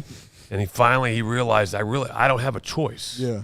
Because whether I go here, there, or wherever, I still have to trust my teammates because I can still score 63 and we can lose. We can lose. Especially against a better team like the Celtics. Yeah. So that's the thing now is that identifying, and that's what Indiana did so well, and that's what OKC has done so well, is identifying the pieces to fill the holes. Because did we think that, Alex Caruso is going to be the missing link? A guy that was in the G League. But then you look what he did and how he solidified that defense. Yeah, sure did. But also his ability to stay healthy. Yeah. Because I think they never talked about it. But what did he average? 16 minutes a game? With the Bulls or OKC? No, OKC. Oh, yeah. His minutes came way down. Yeah. From when Billy was like, hey, go guard Giannis for 40 minutes. But even run the offense while you're out there. But even with OKC, once the playoffs started, yeah. he was guarding Siakam in the post. Oh, yeah. Yeah. He guarded But he's ready Jokic in to a do pivotal that. Game 7. But notice Yes. where you say he's guarding him at. In the finals. Yes, Yeah. you can do that stuff. Yeah. But that's what, 16 minutes a game. We know that's we perfect. need you. Yeah. Because once the playoffs start, there is no limit. There is no Correct. restrictions. Correct. It's all hands on deck. Yep. Right? Yep. Katie is telling me we got to knock out a shout out to our friends at Four Seasons. It's time to take the temp. Yeah, Katie? That wasn't where I was going, but that's totally fine. Let's do it. Oh, I Down. thought we were going to take the temp while we're Let's in do between it. picks here Let's with the do Wizards it. on the clock. We're doing it. It's Taking time. the temp because I want to talk about those poll results. You can cast your vote still, but initially where those poll results are. Taking the temp brought to you by Four Seasons, your trusted local experts at Four Seasons, heating, air conditioning, plumbing, and electric. Visit fourseasonsheatingcooling.com for all their special offers and money-saving coupons. That's Four Seasons Heatingcooling.com. So Because I'm they gonna, for all the right reasons. Call 866 Four Seasons. Woo-hoo-hoo-hoo. Silky. you see what happens, Matt. You leave for 2 weeks and we get all out of sync. All out of sorts. You used to be able to read my mind. Anyway. That's okay. We'll get back, Katie. So, I mean, It's going to take less time than you want. Well, he's on mind-altering drugs, so he can take the pain. That is fair. Not always. The Derik Queen fans were real loud in the comments, and I will leave this poll open until the end of the show. But Noa Essengue is winning handsomely. Like 62% of the vote is for Wow. Noa Essengue. Like the majority is all in on Essengue We've got over a Queen. above 60-40 split in favor of Essengue over yep. Queen. I'm not gonna lie. I'm surprised by those results, Dave. Are Yeah, you? I can hear it in your voice. Yeah, it's a little surprised. This is my surprise. This is my voice. surprise. But yeah, but Scooby Will Perdue, Doo. you are the tall person, the resident tall person on this program here. This panel. Yes, Noa Essengue, young man. Do you have any thoughts on him on the draft pick that the Bulls have selected this young man at 12? I think he has incredible potential, but that's a very dangerous word. True. Potential gets general managers fired Facts. because if You're they about to don't. bust out the Morgan Freeman monologue from Shawshank. Hope is a dangerous thing. It was a dangerous thing out in the frame. Yeah, don't ever think like that. Katie, you seen Shawshank? No, I ain't gonna do that to her. I think you okay. She hasn't, by the way. Now, I think What's wrong, Will? that I saw a 75-year-old man. 74. All right, 74, sir. You get it right.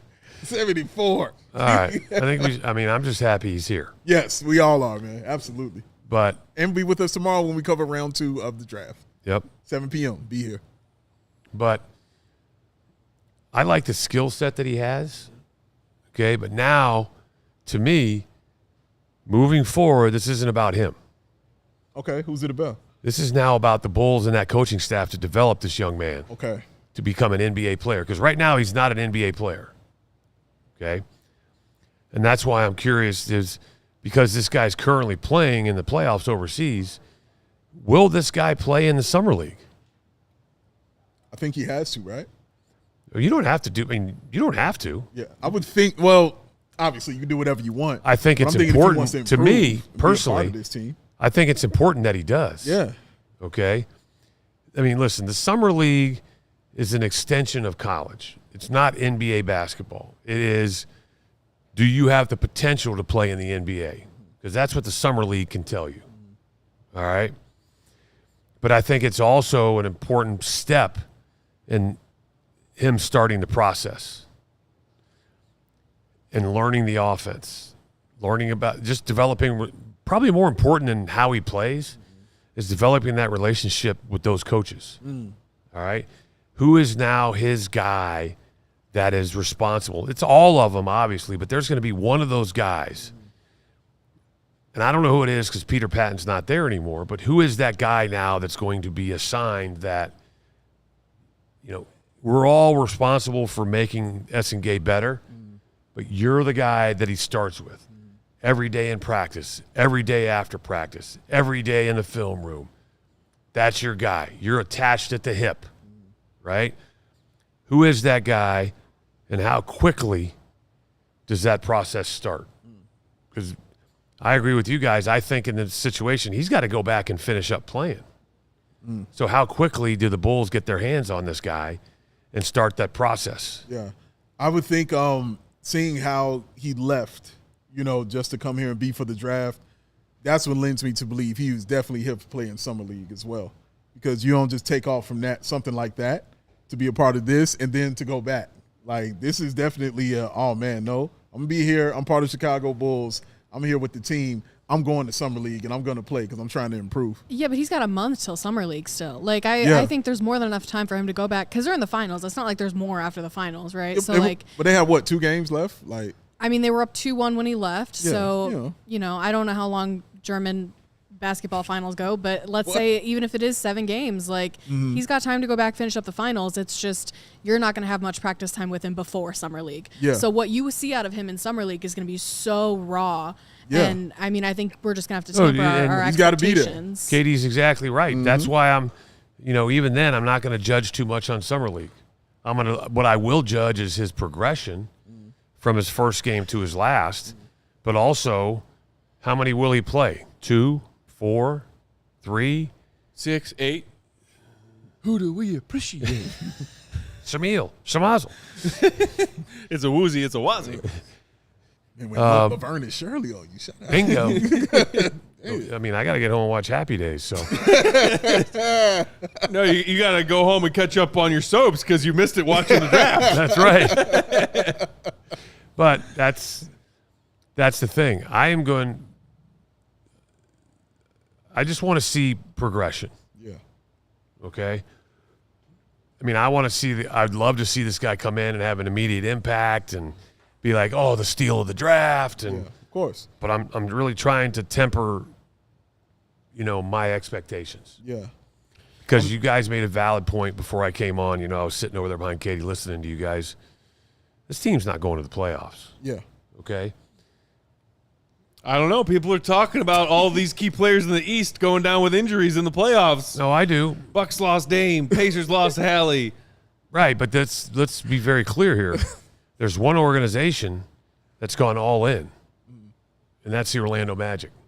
That's fair. Yeah, absolutely. Because everybody's like, was Desmond Bane worth all those assets?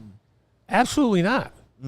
But much like OKC identified, let's not get started on this, but just they identified a particular player they wanted, and I have a feeling that they probably would have paid more than what they did, but let's just not harp on that. But let's talk about just a team identifying a player that they thought could make them better immediately with all these injuries, identifying that the East is wide open, and a team as disappointing as they were in the playoffs, but Suggs was not healthy, and I think we now know how important he is, and he's the leader of that team, whether they want to publicly admit that or not. But I think that right there is all you need to know about the importance of him to that team. Yeah. And then they go get Desmond Bane and give up a boatload of assets, Right. because they feel like this East is wide open, and I agree with that 100%. If you're a team like Orlando, who went to the playoffs, is young and on the rise, and just clearly had a very glaring lack of shooting and scoring punch to complement Paolo and Franz, it makes sense. I think the other thing when people talk about those trades that involve a boatload, as you say, of picks, KD, and certain confusions we've about seen it. boatload after boatload. Sure, but the most recent Kevin Durant trade did not include a boatload because he's aging and on a big annual salary contract that doesn't have a lot left on it but still has something left on it. And whether it's trades that are happening within the draft tonight, you move up a few spots, what do you give up? You move down a few spots, what do you get? I think in Desmond Bane's case, and it's very different than the Bulls and OKC Giddey for Caruso swap last year. The reason they got so many picks for giving him up is that they had already signed him to a long-term deal that, yes, pays him well, but he's in that low 30 million average annual salary range and is a rising star. For a young star who's already really good and going to get better, that's a cheap, affordable contract, and he's under contract for the next 4 years.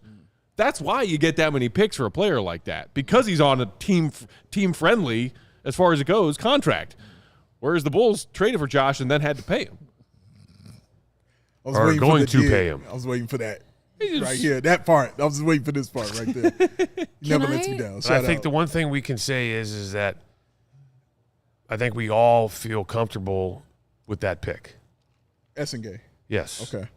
Some are mad. Yeah, I feel comfortable with it. Yeah. 38% of the voters in the poll wanted Derik Queen over Essengue, but I'm comfortable with it. I would have chosen Queen myself. you would have. But I don't feel like, oh my God, they blew it. Yes, that part. Yes, exactly right. And we're not sitting here going, what? Right.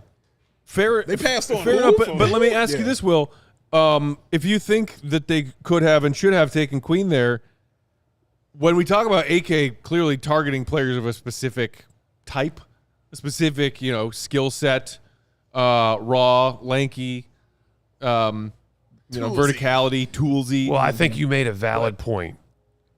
A player that can specialize in running the floor. And fit in their system. And that, I think, is the question that some people, myself included, had with Derik Queen. I talked about it earlier when we were early on in tonight's first round, is if AK is looking for guys who can play this style and Billy's style of offense, does Derik Queen fit that mold? And I couldn't confidently say yes to answer that question.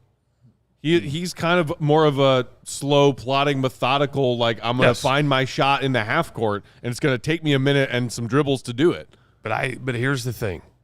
The reason why I liked Queen more and was hoping that they picked Queen, because I feel like I'm not saying he's that much better, but I think he's more ready now than Essengue from just a skill set, right? Mm-hmm.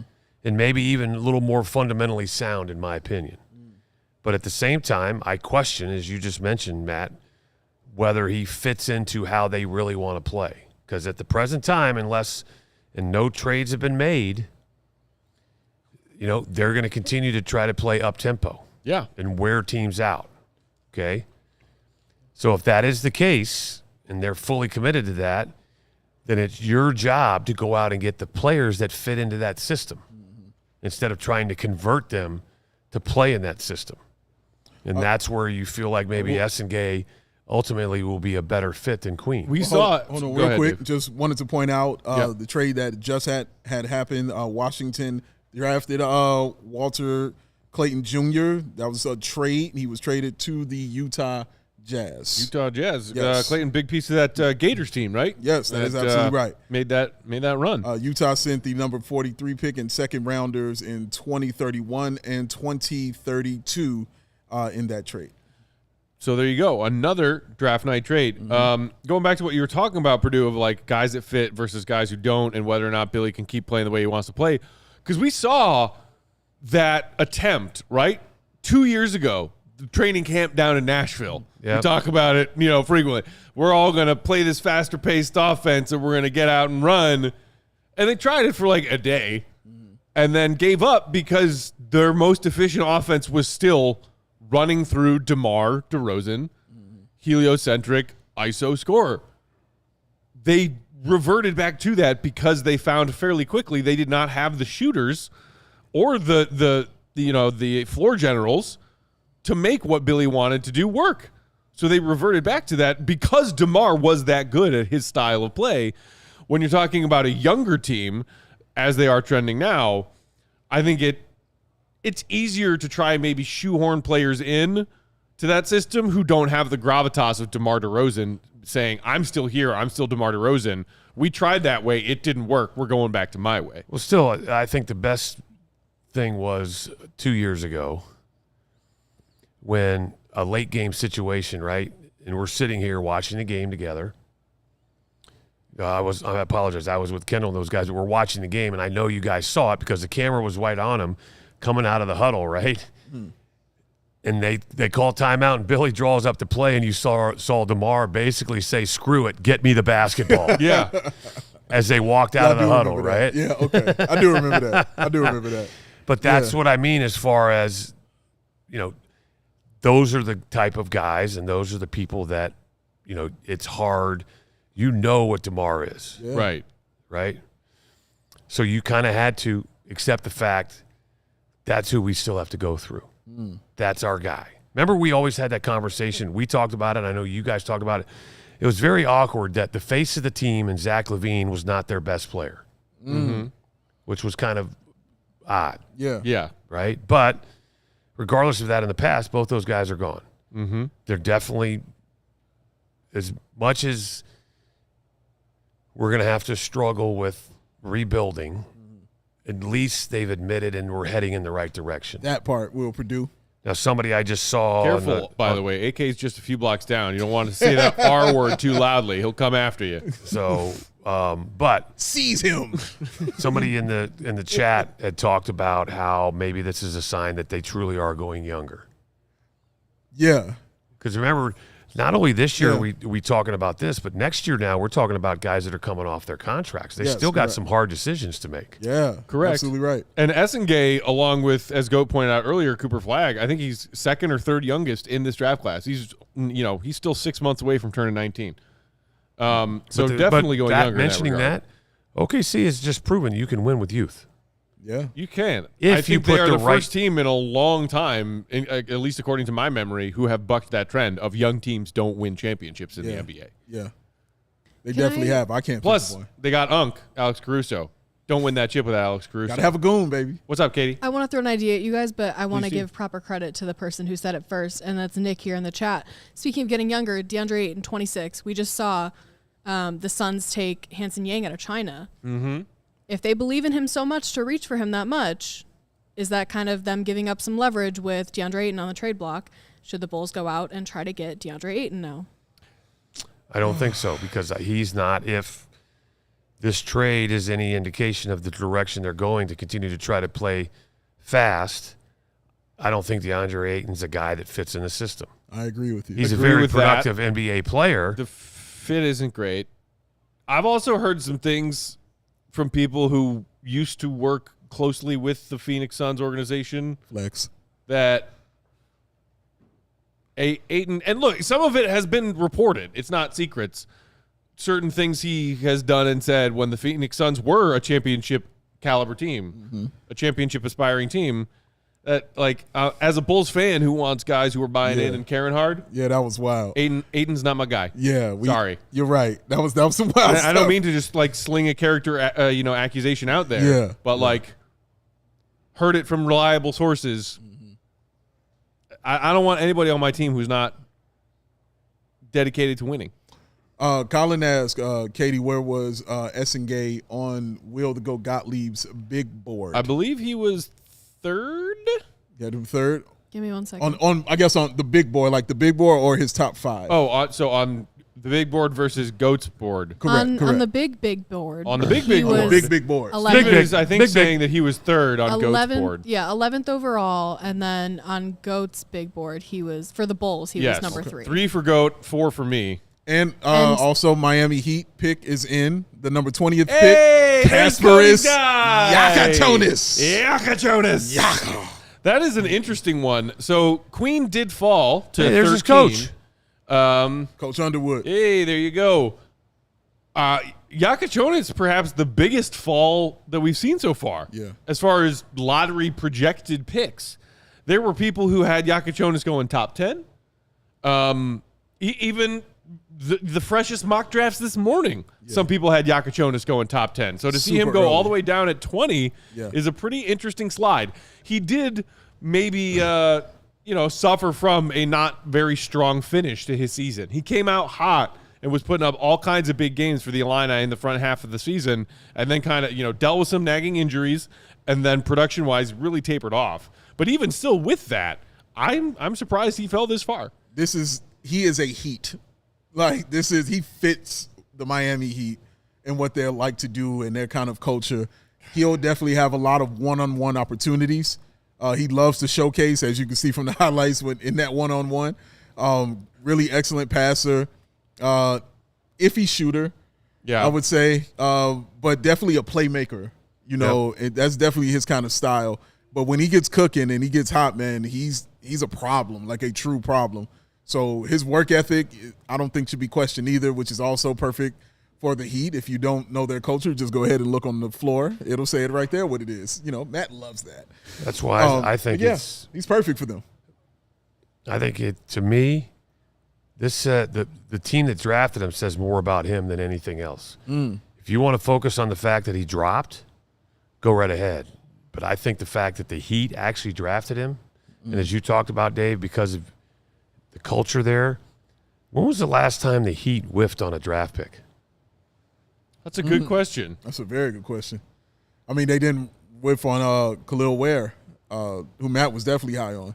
I was definitely high on Chloe. Also, he plays well. Play well for them. I wasn't convinced that Jaime Jaquez was going to come into the NBA and do great things. I was. Yeah. And I was like, damn. Yeah. I wasn't either, but then you saw what he did. The Heat made him a player. Yeah. I mean, he produced, in the NCAA tournament. But he was one of those players to me. I was like, is it going to translate? I wasn't. Yeah. But super you were. sold, I liked what you're talking about because your question was, is he really going to get any better? Yeah. Or is that? That's his ceiling. It's his peak. Yeah, he peaked out at But UCLA. you've seen that, what he's done. Yeah. So to me, the fact that he got drafted by the Heat says a lot more than the fact that he dropped in the draft. Yeah. And another Heat player that I liked was Jovic. in Nikola the draft. Jovic. Jovic, Yeah. yes. I thought he was like in my top 5 when we put out our draft board. He was number 5. Year on mine. before Jovic was in 2020, Precious Achua with the 20th pick.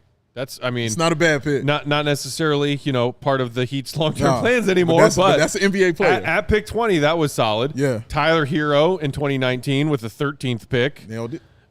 Took a flyer on Bol in the second round as well. 2017, 14th pick. Bam. Bam. God, they got Bam at 14? Bam. That's crazy. That's not bad at all. So, yeah, they rarely are missing out here. Maybe you could say Justice Winslow, 10th pick in I 2015. forgot about Justice Winslow. So it's been 10 years since the Heat whiffed on a pick. Some pretty good percentage right there for that squad, man. Yeah. So, yeah, good for them, man. But, yeah, I agree with you, Will. It says more about, them, you know what I'm saying, than it does about him falling. Because I always feel like when you get into the later part of the draft, you can really start seeing the fit of guys going to those teams because those teams are usually teams that are winning, you know what I'm saying, at the bottom. So they are already established. And those so other you bring teams in did him a favor by letting by now because so you're not asking so much more from. But he already is on a winning team. Yeah, he doesn't have to play for some non-competitive. He's on a team now that he'll probably be in the playoffs next year. I understand he's got to beat the Bulls in the play-in tournament first. 4. It's not like that is some sort of automatic. But cash that check. Let's have a discussion. Oh, wait, it is. Let's have a discussion about whether we think he'll turn into a bull killer. Wow. Okay. Bull killer then turned bull because we know they love doing that too. Shout out Tony Bradley. Tony Bradley, who was getting minutes in the NBA Finals. I don't know how many times I said out loud, why is Tony Bradley getting valuable minutes? They would have been better off giving Carlisle a jersey, I swear to God. But, dude, it wasn't the worst in the world. That's what shocked me more than anything and made me know that Carlisle is an incredible coach because of when he was placing him in the game to do stuff. He still is Tony Bradley. But he would do little things that I'm like, yeah. It reminded me of the Blackhawks getting useful minutes out of the aging corpse of Kimo Timonen on their back line when they won that last cup in 2015. Wow. I was like, this dude you heard him. has no business being in the NHL anymore. I think he's 65. He's going around on one skate, and it was like, "Can you give us 30 seconds, Kimo? I got you. Can you give us 30 seconds, Tony Bradley? I'll give you 31." And he was like, "I'll give you 30 seconds, 3 fouls, 1 rebound, 1 rebound, baby. I got you.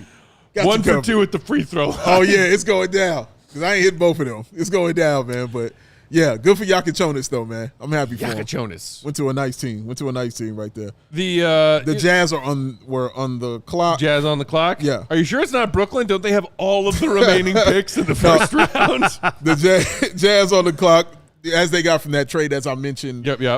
With the Washington Wizards, they are now at 21. Atlanta picks after that reportedly traded to the Nets, though. So that is one of those Nets picks that you spoke about. And the Hawks will be at 23 because that is where the Pelicans are at, and that is part of that trade right there. So these next 3 picks are teams that made trades to get in those positions. AK, standing firm. Look, I'm okay with the Bulls and AK not being overly aggressive. Dave, the closer we got to 12 when Maluach was still on the board, you kept bringing it up. Like, is this when AK picks up the phone? Yeah. Is this when AK picks up the phone? Yeah. He said no. I think maybe because the way the board fell, I'm just speculating as to what was going on with AK Eversley and everybody else in their war room. They felt good about a number of players and did the math to be like, somebody is going to be there at 12 who we really like. Yeah. There might be multiple players at 12 that we really like that we can make our peace with and not giving up any sort of assets to move up a couple spots to get the guy that we really, really, really want. So and I don't even know if they felt that way about Maluach. That's true. Would you maybe consider trading back into this draft at this point? I saw somebody in the comments mention that earlier, saying like, hey, there's still some great talent on the board here. Trade back in. I know somebody's in the comments freaking out about Danny Wolf. Wow, another Illini. Will Riley going to Utah 21. With Rich Paul in the back. Shout out. So Couple of Illini go in quick succession. How about that? How do you feel about Will Perdue? Bingo, bango, bongo. What else needs to be said? There it is right there. But now you're at the point, right, where it's just best player available. Plain and simple. Yeah. I think so. And this is already Utah's third pick, right? Second or third? Second or third? Well, because obviously they see, had the 5. They took 21st. Ace Bailey. And Then they made that trade. And then they made the trade. Made the trade. That's 2. That's 2, and this will be number 3. So they didn't draft, but they made the trade. Right, correct. So maybe some of these teams that do have their own first-round pick towards the mid to late 20s who were, at the top of their respective seeds, playoff teams, are looking more to add the exact right piece and draft for need, more so than draft best available, which I think is fair if you're in that position. I think when it came to the Bulls, most would say it was in their best interest to draft best available, which is why there might be some people on different sides of the fence when it came down to the fact that Derik Queen was there. Yeah.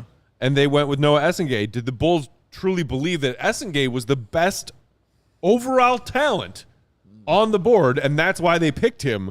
Or did AK and the Bulls pick him because of some very specific things about his game that they liked with what they already have cooking? I think it's the latter for me. And also, AK, we know, has a type. He loves the projects. He loves a toolsy guy, as we mentioned, a guy that can show flashes to become something really, really awesome if he's coached up the right way and if he grows kind of into it. So it plays into him, asking for patience. You don't ask for patience and then get a guy like Derik Queen who is already coming in ready to go and do his thing. I don't think Essengue is a come in ready to go guy. I mean, I could be wrong about it. No, It he's a doesn't project. strike me as He's that. a project. Come in ready to go. No, I agree player. with you. I think you're exactly right. Yeah, it fits the MO of how they've been kind of moving and how they've been wanting to move, just over these past few years, and also fitting what he has said when he asked for the patience. So, yeah, it fits that. So I think it's definitely that, Matt, than it is a guy that comes in best player available. And the bigger question on top of that question, I'm curious what you think about this, Uncle Will. South Garcon in the comments saying, the issue is this quote-unquote identity hasn't produced anything. And IMO in the chat saying, is Billy Donovan going to coach this Bulls team forever? Stop drafting for the system and draft the best player to build a better team. I think that's a fair point to bring up. As far as the question of, is Billy going to coach this team forever? I think Billy's going to coach this team as long as he wants to coach this team. Because AK's not going to fire him, and nobody else above AK is going to make AK fire him. Bingo, bango, But bongo. do you buy into what AK and Billy are doing or trying to do? And if it is, as Dave just, hypothesized, they're making selections based on this style that they want to play, is that fair if these have been the results? What do you mean, is that fair? Please. Meaning, is it a fair strategy on their part? And if, higher powers that be look at the results of the AK Eversley Donovan Brain Trust and say, should we allow them to continue drafting and roster building for this specific set purpose and goal of style of play when the results have been middling at best? Yeah. Marginal. Meh. How's that go? Meh. Because that I think is a fair question and an argument for best player available. I don't care if this player fits into your system. Your system hasn't won a squat. Uh-oh.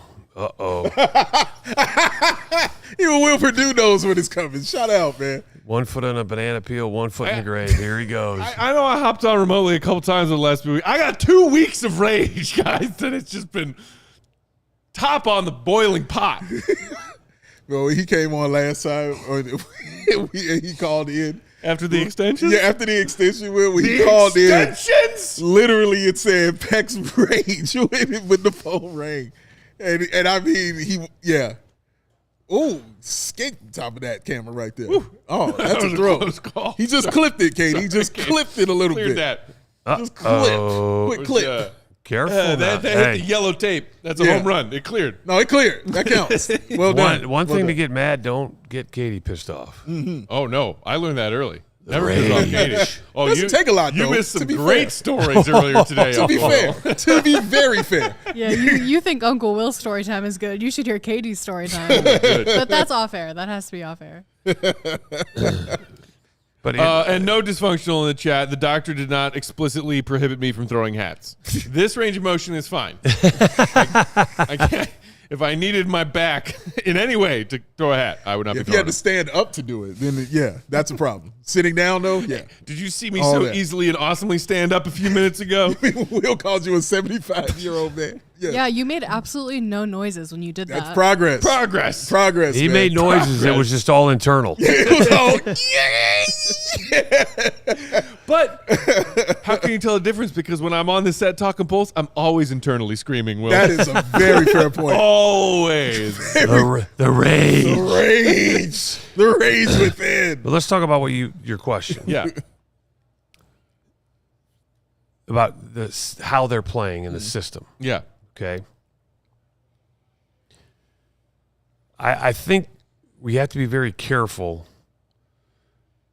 about how we're looking to play, Okay. in the sense that I know people are going to say, well, look at Indiana, right? They played quick, They do.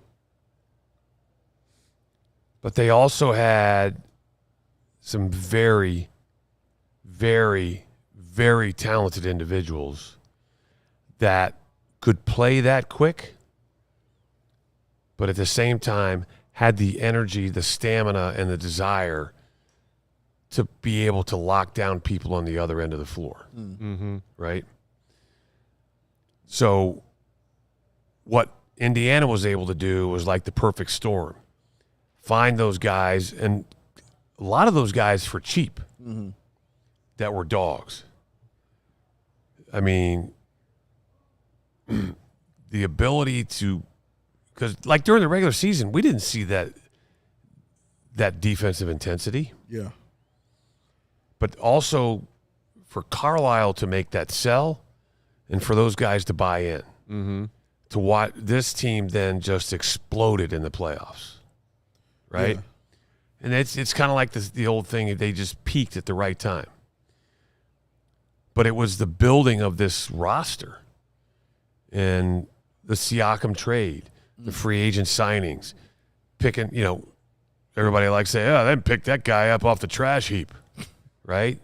Where you're just like, that guy's not going to help him much. And all of a sudden, these guys are major contributors, not only just in the playoffs, but in the finals. Yeah. Because they became so ingrained in the system, right? Belief. But that's also being able to identify talent. This is why the draft is so important, and this is why free agency is so important, okay? Being able to find those overachievers that you can get when now you're up against the salary cap, right? The salary cap tax, all this, hey, we've only got this much, but we really need an impact player. We're not looking for our 14th or 15th guy.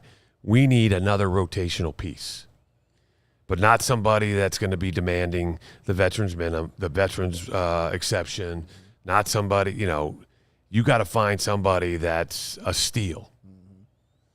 And that's being able to identify talent that, as you are talking about now, fits into the system, that can excel in what it is we're trying to do, and will accept their role, how great, how small, knowing that in the NBA now, guys get hurt. You're going to get an opportunity. Right. And are you ready for that opportunity? Yeah. And, hats off to, those guys with Indiana of identifying that and putting that team together. Yeah. No, they did a great job. I can't remember sitting there while I'm watching the game. What's the GM's name for the Pacers? I have no idea. It's not Rick Buford? Is it still that? No, it's the one guy who used to be with Chad Buchanan. Portland, though, but the assistant, all the guys talking about the pieces. But just impressed on how they actually put that team together which during the regular season we just thought maybe they were average at best. But also, how hard did Rick Carlisle work? How much did he hold the faith knowing that this is what I see in the future? If I can just get them to buy in now to mold these guys and build these guys to get to that point. Yeah. Continually selling these guys and get these guys to buy in. Yeah. Right? But that also, I think to me, the biggest pat on the back should go to Pascal Siakam. Those stories of him, this first year he kind of was just like figuring out, how do I fit? Right, yeah. To where he became the leader. Mm-hmm. Brought all those guys out to L.A., the practices in the offseason.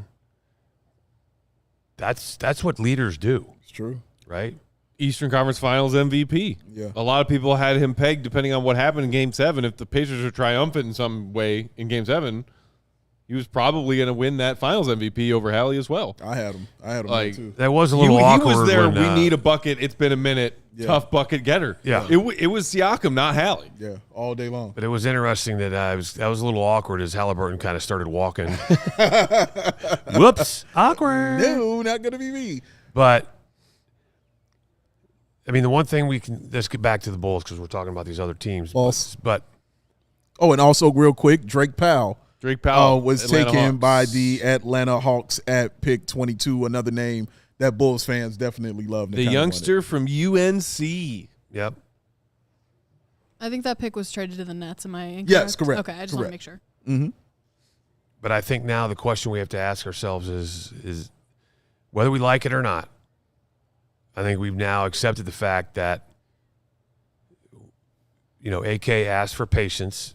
It's aggravating that we're at that point because that, should have happened earlier on. Oh, But this is where we're at. yes, where we at? So as frustrating as it can be, right, Matt? Yes. And it's the fact that it does not help your back pain. It does not. The The Bulls caused my back Rage pain. does not help your back pain? Wow. It's inflamed. In fuego. Right. But Sneaky stuff. so the question is that now how quickly can they develop these new guys? Yes. And that's, I think, maybe a fair criticism and or concern among certain Bulls fans who aren't in love with this pick in Noa Essengue, because he does seem to fit the mold, a certain AK mold, especially when we're talking about draft pick players. Yeah. Gifted athletically, raw talent-wise. You got your Patricks, you got your Julians, you got your Dalens. AK has a type. And we're not kink-shaming ever here on CHGO Bulls. Everyone's got what works for them. AK's got a type. Noa Essengue, in a lot of ways, seems to fit into that mold. And Bulls fans who might be frustrated in the lack of development of those young guys on this team who I just rattled off their names could be looking and saying, oh, geez, well, here comes the next one. I think I just saw somebody in the comments say, well, I'm sure Essengue will turn into a good player after he leaves the Bulls because that's how these things work. Like, Fair. you can make certain arguments for the development we've seen in certain areas from any of those players. Yeah. Whether it be Pat, let's not talk about that right now. Dalen has made strides. Yes. He played games where he knocked down not one, but multiple threes this past season. 4 threes in a game. Julian Phillips still must be a special boy. Yeah. Makes impact plays on both ends of the floor. Loves to run the floor. Of course, that crazy vertical, but also showed to be a confident shooter, if not a lethal shooter this past season. There's little pieces of evidence of development with these young guys who fit this AK draft pick mold. Mm-hmm. But I think, speaking of, as you were just saying a minute ago, Will, the patience involved, and Bulls fans not being a super patient bunch, it's like throw another name on the pile that's a project. While we have all of these still yet to be fully realized projects sitting in the locker room. Right. Yes. It's building. That is perfect. Yes. Because I'm thinking of like husbands who will start projects, you know what I'm saying, on a Saturday and say, all right, well, I'm going to finish this later. Then months later, they started another project. And then your wife's like, well, you didn't even finish the first one that went to it. You still got to paint the garage. You didn't even finish that. Why are you starting on the car? Well, I've painted. The door had a hitch in it. I had to fix Exactly. that first. Oh no, I've almost got it. I just got to get this tool that I got to go painted buy. one of the 3 walls. What are you talking about? Right, exactly. Nobody can even see the other two. There's rot in the floorboards. Right. No one sees the other 2 walls anyway. Like, I can get to that later. I promise. But it's like that.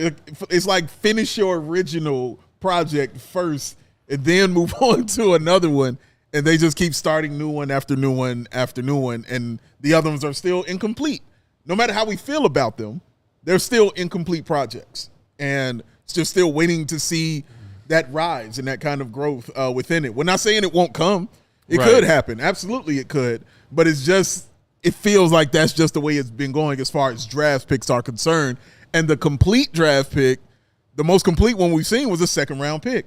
Right. And a guy like Ayo Dosunmu. Yep. And we knew it coming in that he was a complete dude. Like, he wasn't going to need much. The only question was about his shooting, about Ayo Dosunmu, never about his game or anything like that. So and it's why he started from day one. I mean, not started, it's why he played from day one on his team. And that said a lot because Billy has shown you how he feels about rookies and giving them that kind of time. So that lets you know how advanced that young man was. And the most advanced guy that you drafted was in the later round. So your 1st-round picks are still those projects. Meanwhile, another name that a lot of Bulls fans were high on, Newell, just got drafted to Atlanta at 23. Atlanta, that's from their swap from earlier tonight when the Pelicans traded up to get Derik Queen at 13. Correct. So with this pick at 23, the Hawks take Newell, who I guess you could call a draft night slider.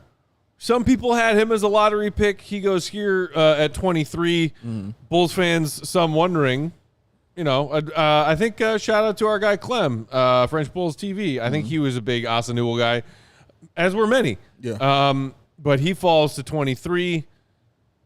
We'll see what he does. But, now we get to the interesting part of this where you now the talk draft about, begins. still on the board names. You see Sparty, Jace Richardson, still there. Yeah. Just shot like a firecracker down the stretch for Sparty for their season. Had some big games down the stretch as he got handed a larger role by Tom Izzo. Who was that other name that I just saw there? Fleming. I saw there high on Billis's best available list. Yeah. He was also an interesting name that I thought about sneaking into my top 5 just because I'm very high on his draft profile. I couldn't get over him as soon as I saw the comp with what if Taj Gibson had a 3. And I was like, yeah, give me some of that. Slather that on right there, buddy. Give me more. I'll take it. Just put it right on top of the plate. Thank you very much. But so to Katie's question from a few moments ago about, like, do the Bulls look to trade back in? I don't think so. Yeah. I think AK's done for tonight, and I think AK should be done for tonight. He's done a lot. Unless He's someone's calling him up to be like, hey, what do you want for Lonzo? Yeah, yes. Then by all means, take those phone calls. Yeah, for real. What do you want for Kobe? What do you want for Vooch?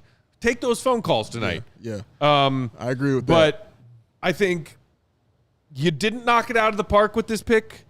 You also, I think, right now, did not screw it up with this pick. I agree. I think got on base. So, AK, take a soft W, if you will, where and when you can get it. He's on base. He made contact on a 3-2 pitch. Yeah. Made contact. Bloop single. You know what I'm saying? In the right Knocked one over off the end of the bat. Yeah, right over the third baseman's glove. You know what I mean? But he's on base. On base. Uncle Will's not going to get an eagle on this hole. But that long birdie putt's looking makeable. Looking makeable, man. It's looking makeable. He's looking the nice. other thing, how many times have we said AK tonight in this now near 3-hour-long draft show? And Thanks again, shout out to each and every one of you still hanging out with us. Shout out to hit you. the like, hit the subscribe button if you aren't already. We're trying to get to 85K. It is not AK, but Mark Eversley, who the media and therefore Bulls fans will hear from sometime later tonight after the first round concludes. Who's talking tomorrow night? I don't think anyone will talk tomorrow night in the second unless round. they make some crazy trade They have tomorrow a second night round pick, that though. warrants Yeah. it. They don't do So- second round talks. Yeah, what do you you think we're going to hear from the Bulls front office twice in the span of 2 days? Not their jam. Wishful thinking. OKC with another pick. They get Neek Clifford out of Colorado State. Shout out Lindsey Spano. Shout out to all of our DMVR fam who are big Buffs fans out Buffs, there. Yeah. Shout out to the Buffs fans and the Rams fans at Colorado State. Rams. You like that suit? I don't hate it. I really want to see the shoes. Like, I really want to see the shoes that he's rocking, man. But I don't. And that guy, and also Neek Clifford is tough. Let me say that also. That dude can play. He is tough, man. I really like his game. There's no fear in him at all, man. He's a bucket getter kind of guy and a leader as well on that squad, man. But I really like Neek Clifford. You could call this a borderline steal, too, because a lot of mock drafts had Neek Clifford penciled in that, like, 15 to 20 range. Yeah, man. So to get him at 24, it's a solid value. How did OKC get 2 picks in the first round? This is insane. Sam Presti is an evil genius. Dude, he's probably getting our 2026 first-round pick from AK right now as we speak, somehow. I don't know. He's like, no, you remember you signed that when you took Josh Giddey? You remember signing that part right there? You didn't see that at the bottom, a little fine print? You didn't see that if we won the championship clause? You got to give us another first-round pick? Yeah, we could take a look at the big board right there. Bring Let's up take a that look at big there. board, Katie. Names are filling out. Some names still there. So based on what Goat is saying, the best available is Jace Richardson. Yes. Jace Richardson. Danny Wolf has yet to be taken, correct? Yes, People in our chat love Danny Wolf. So. I saw people in the comments earlier freaking out. Like, how is Danny Wolf still on board? I heard that Danny Wolf did a workout for the Bulls, crushed his workout for the Bulls, but not exactly what the Bulls were looking for. Yeah.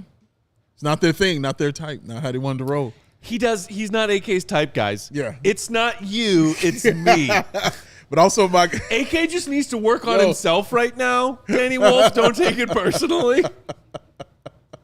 Oh, man. And also Maxime Regnault is still on the board as well. Still on the board there. I really like that center. He's really good. My guy really Beringer still on the board. Still there, man. Come on. Get him out there. But Is he? Or did he get taken, Katie? No, Beringer got taken. Did he get taken? Yeah, Beringer Okay. got drafted. Good. I was going to say, if he's still on the board. Yeah, the Timberwolves took him at Timberwolves 17. took him at 17. Yeah, okay. I'm going to say, take that young man. Yeah. He But good. this is a good pick for OK.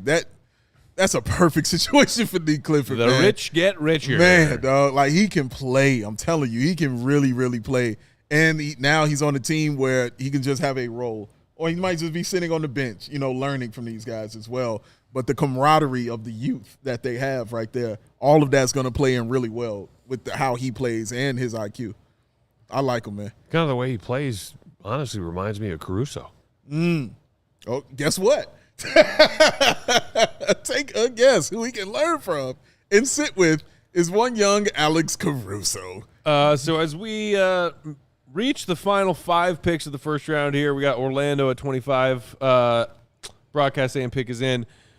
We can kind of glance ahead to tomorrow night. Okay. Because, of course, now we got to split this into 2 nights. Yeah, 'Cause of course. NBA and TV and money. They're taking it from the NFL. Hey, The Bulls currently in possession of the 45th pick. all right. Tomorrow night. Hot 45. Hey. Type 45? Tight. Back in the day? Tight 45. Mike- that's a back in the day joke. Yeah, that's a throwback. Oh, that's a throwback. Yeah. Shout out to all y'all who get that one right 45. there. Tight 45. In the pre-Fast Channels days. Tight. Michael Lowe in the comments saying Rocco Zakarski, second-round pick. All right, Rocco. The Aussies really want Rocco. He can play too. I like him. That is a 7-footer for real. And just a really good head on his shoulders as well. His IQ is really high. Athletic, explosive kind of, center, but Yeah. definitely stuff to work on because he's super young, man. But yeah, I like him. But another Aussie on the team.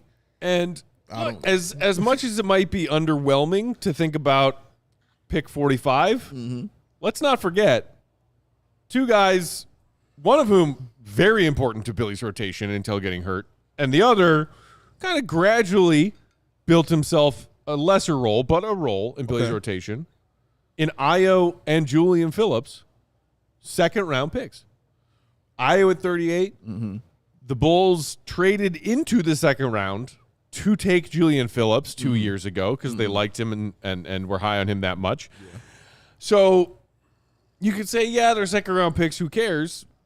And I think maybe to a certain degree, Bulls fans criticize AK for tossing second round picks in trades or not caring about them as much. Yeah. At the same time, one in maybe 1.5 of his picks at the helm so far, spanning 5 drafts that you can call wins, are second round picks. Yes, correct.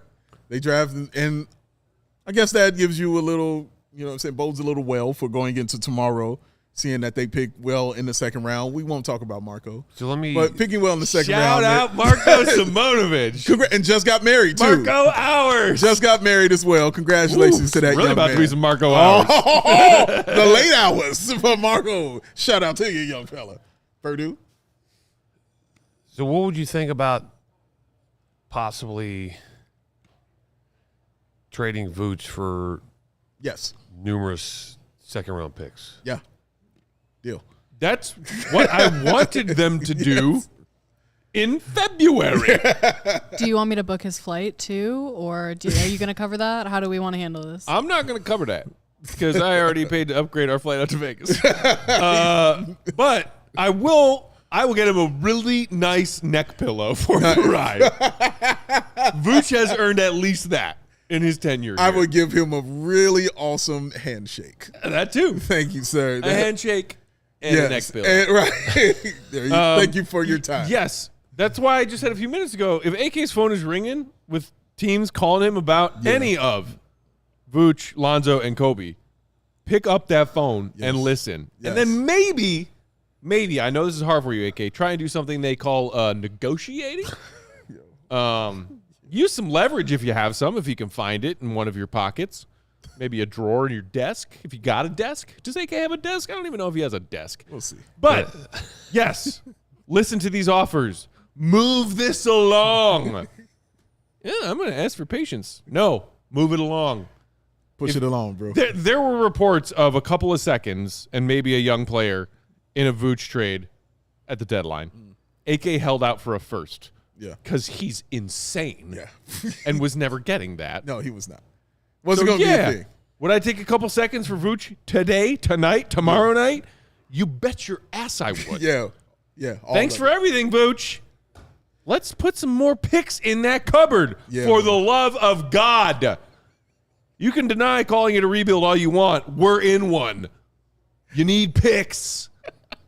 The medicine's kicking in nice, baby. Is this thing on? Oh, it's kicking in nice. I like it. I am so sick of him, man. Oh, is that why he got up to go take another shower? It's been a little better. Man. Perdue, can I ask you this about Ace Bailey? Yes. And just how on his approach to the draft and how he took it, not working out for any of these teams. Like, how did you feel about how he approached the draft? I didn't get it. And the interesting thing is, in my opinion, Utah's taking a huge chance. Because anytime, in my opinion, now, let me preface this by saying if you get a promise from somebody, which a lot of these guys do, then I understand, but you at least work out for one or two teams. Not working out for a single team, that's unheard of. And in my opinion, sets the wrong precedent of a player and their personality. Because what people don't realize is these teams now, things have changed, right? In the sense that teams are looking for reasons to get rid of you rather than reasons to keep you. And I find it odd that he didn't work out for – I understand I don't want to work out for Philly. Okay. Because he's just going to be one of the players. He obviously wanted to go somewhere and be the man. Yes. From the beginning. Absolutely. But then you pick and choose what teams you go to and what teams you work out with, because that's where I want to go. So I want to go work out for that team and show them who I am, what I'm made of, and what I can do. Because right now, I liked what I saw in the NBA.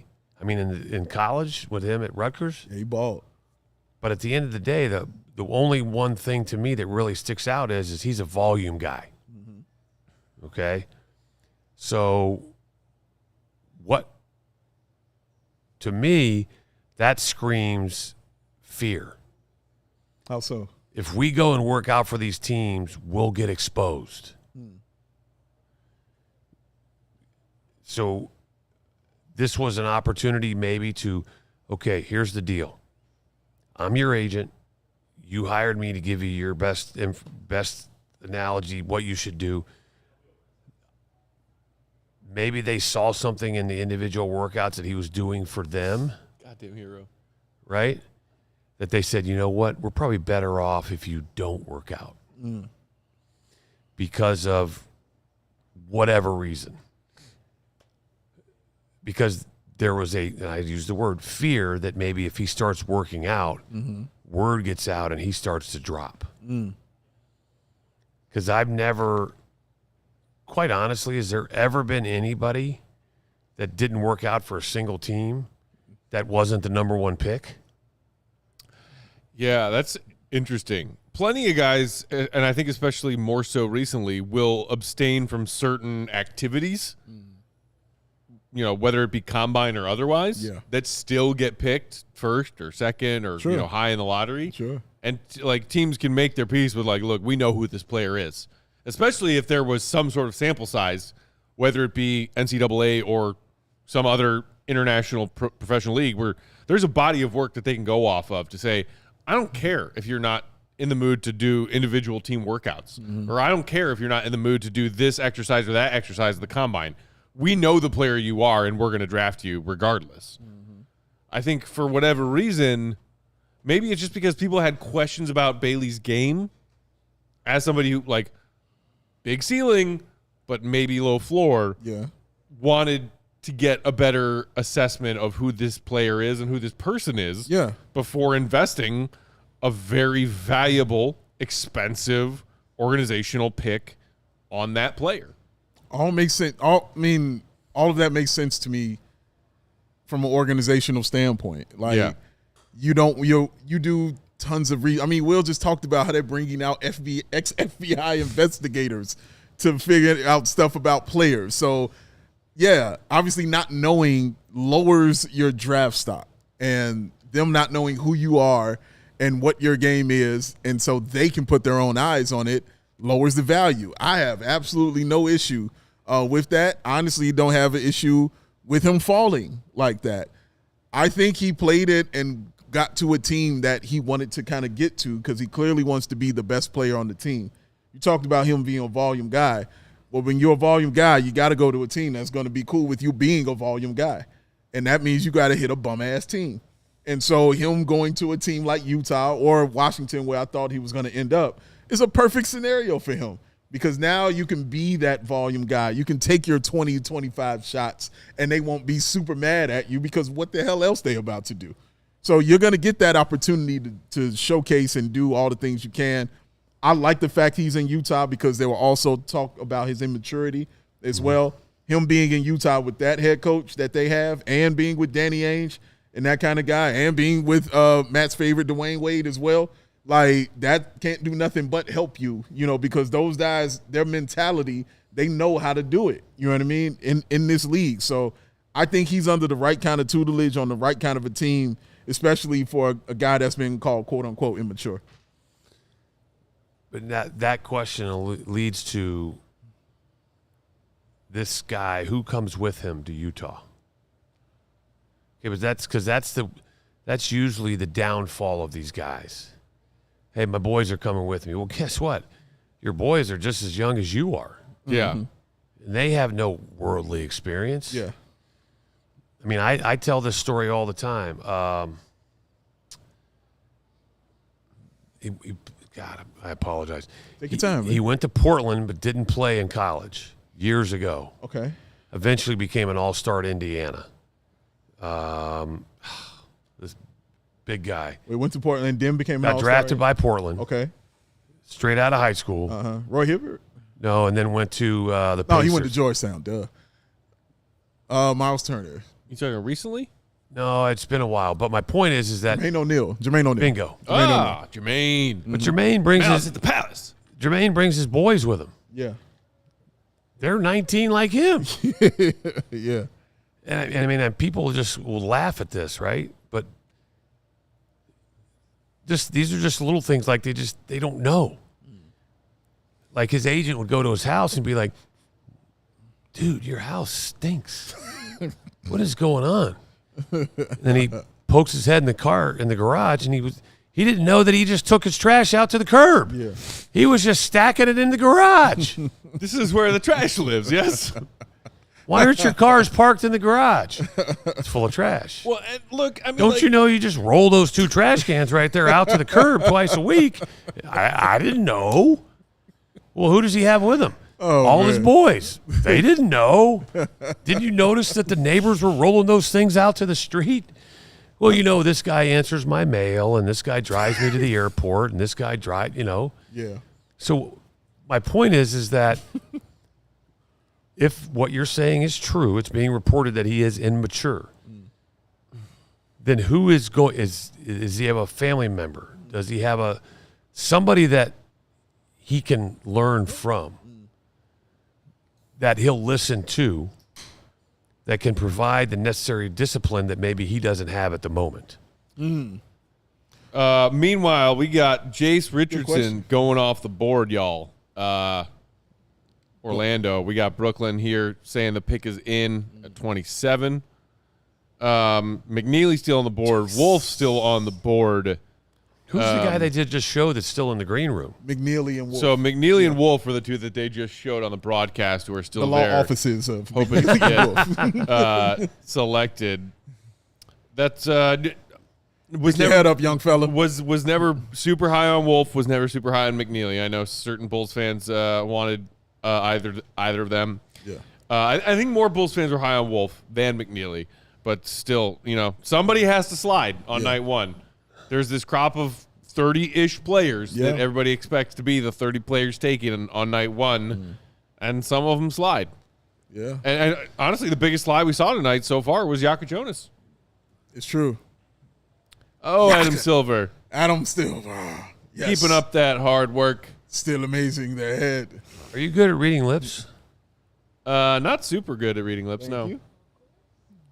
Wow, that's I just service. read his lips with the 27th pick because, that's the pick they're on, and it was pretty obvious. And there goes Danny Wolf. All right.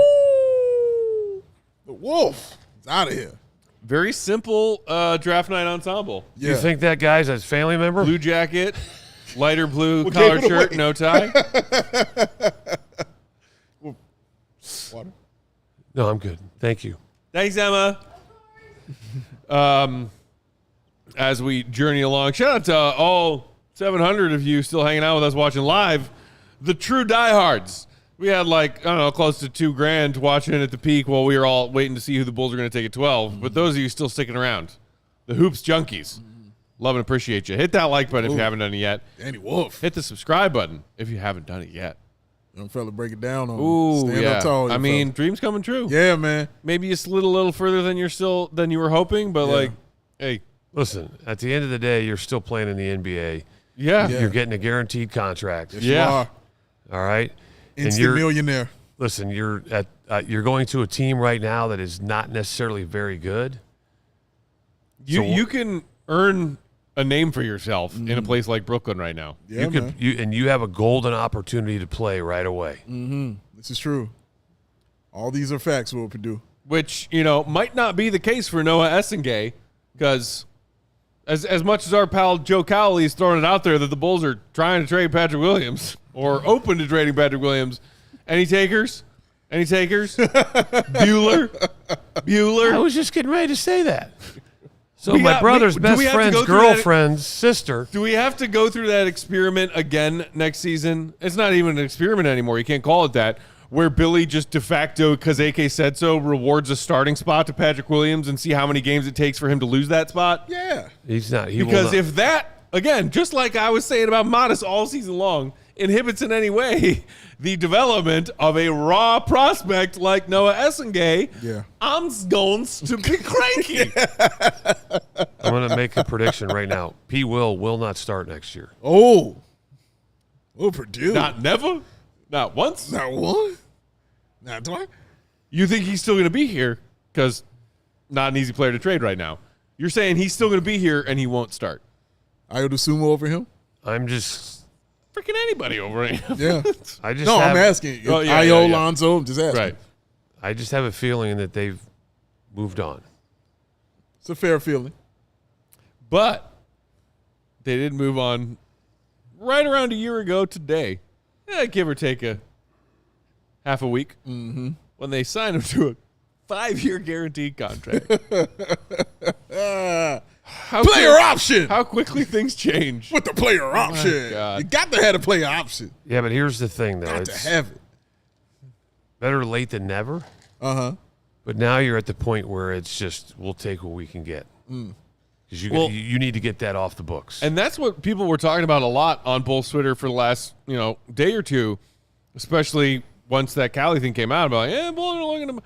It's like if you have to give up assets on draft night to move off of Patrick, that's a tough pill to swallow. We traded down, but we got off of Pat's contract. Like if that's the win when trading down on draft night. That's a hard sell. It's an all-around failure. That too. Truly. It's a hard sell because it is all-around failure. Yeah, man. There's no escaping that right there. But do they bite that bullet and move on? I think it would depend on, again, how they start the season. I keep talking about this. Like, I feel it's the start of the season going to answer a million questions for this team, Will. Like, however they start out, like whether they start off good or whether they start off bad, is going to answer a million questions about trades, about who they keep, about contracts, like about every single thing. It's going to answer, and it's going to be immediate in that answer. So, yeah, man, I'm just excited for the start of the season just to see exactly how it goes. Now, let me throw this caveat out there. Okay, toss it. Just in my opinion, the only reason that P. Will would start is if AK mandated it. is so that they can showcase him. Okay. I might pull an Ace Bailey. I don't want to showcase you on no more, dog. Okay. Like I'm gonna seen enough. I see what you're saying, Will.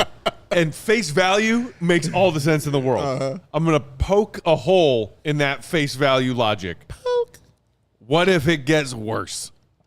That's what I'm saying. I'm pulling an Ace Bailey. That's the risk you take. That's the risk you take because Bulls fans, who I've been, seeing interact with, talking about moving Pat and maybe moving Pat as part of a draft night trade. Like, are we talking about selling low again on a player whose trade value is low? Mm-hmm.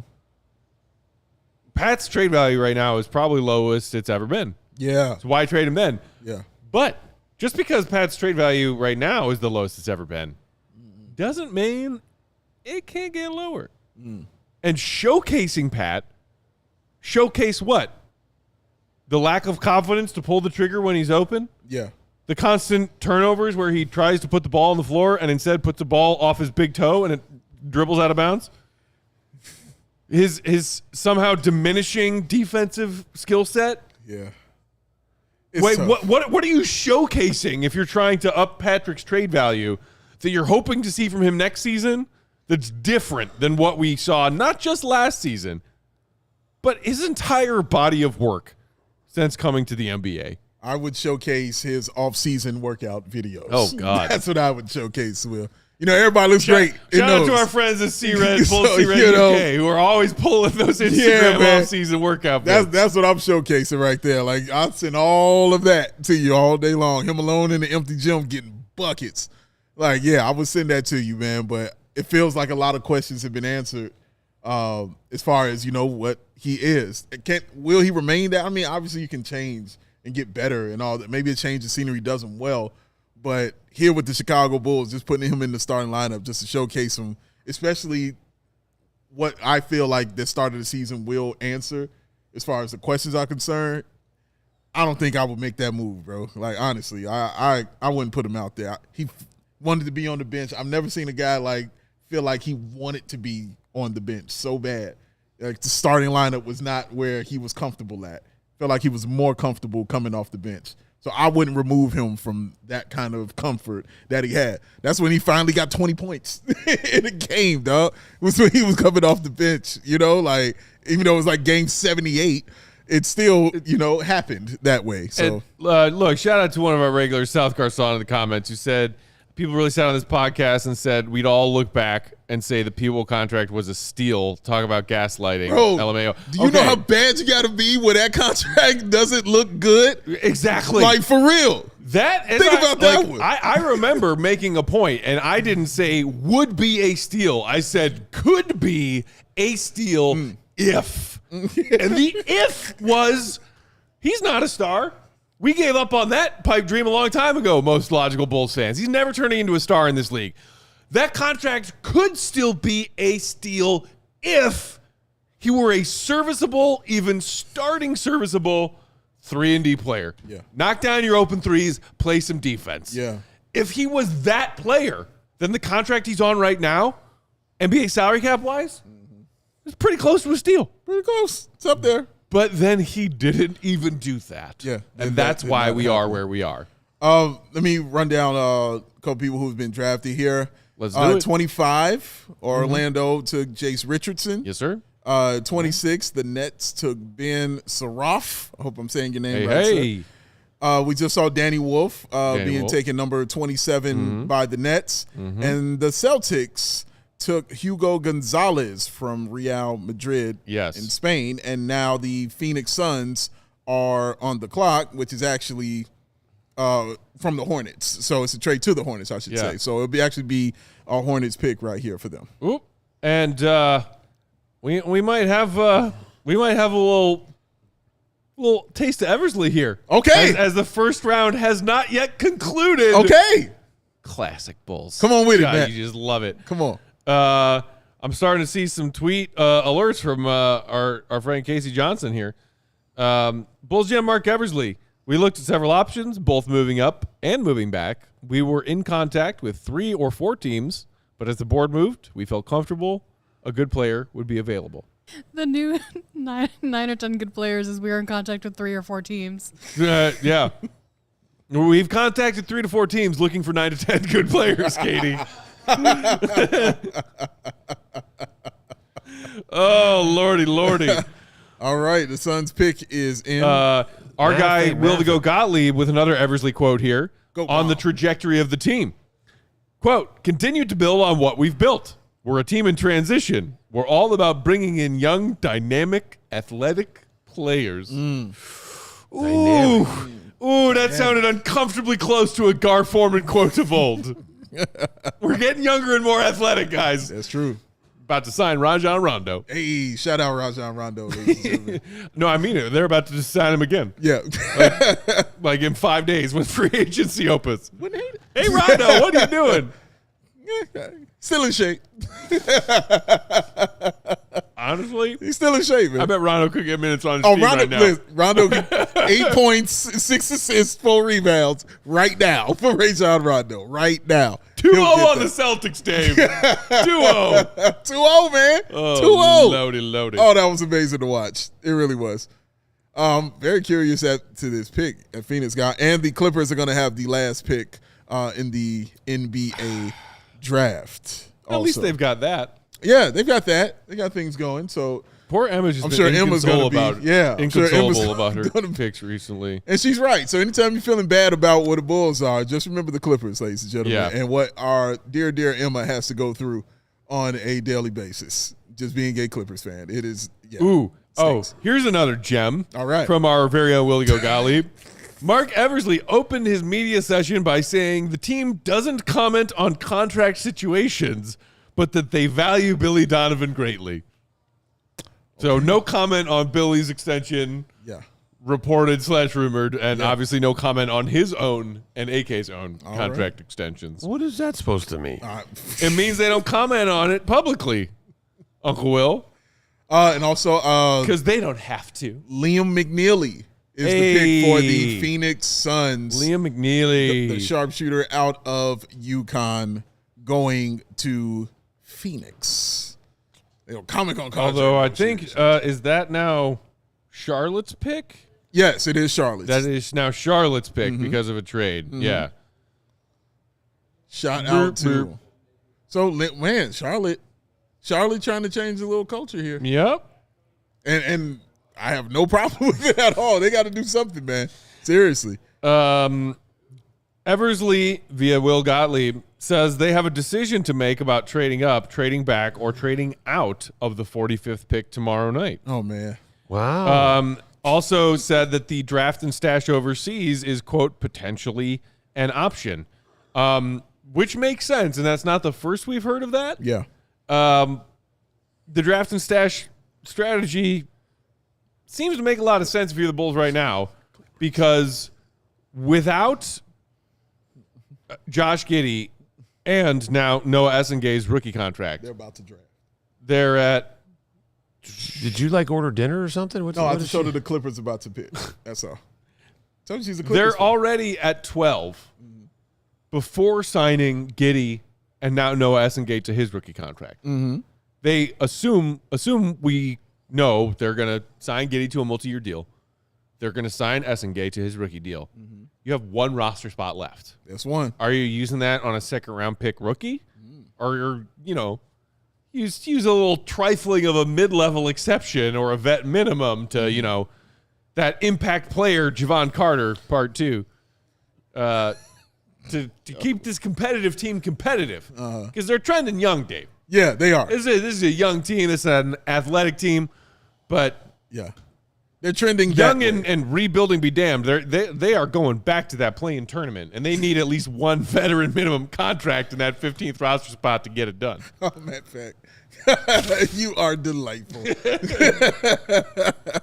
I'm just saying, they can't sign a 45th pick unless that's the last person they want on their roster. That's true. That's very, very true. So I'm curious to see how they do it. I have no idea. What's Marko Trade up, trade down, Simonovic's trade younger out. brother up to? Oh, man. Is he in this draft class? Saw him at the wedding. He's tall. Tall guy. Shout out to him, man. What are some of those other younger Knipple brothers up to? They're there. Are they valid draft picks? What's Cash doing? Oh God. What's Kidman going What's Kidman doing? Kidman on. Anybody but Cash. I'm sorry. That's Cash is criminal. my guy. Cash with a K is so criminal. I'm just saying, if you Cash with a K, you got to be a cool person. Like you have no Lord. choice in your life but to be a cool human being. So that's why I'm rocking with Cash, man. I'm just gonna assume that's a cool young man. Kidman, I don't know, but Cash, he gonna be that guy straight up. Kid man. It's only 2 ways to go, right?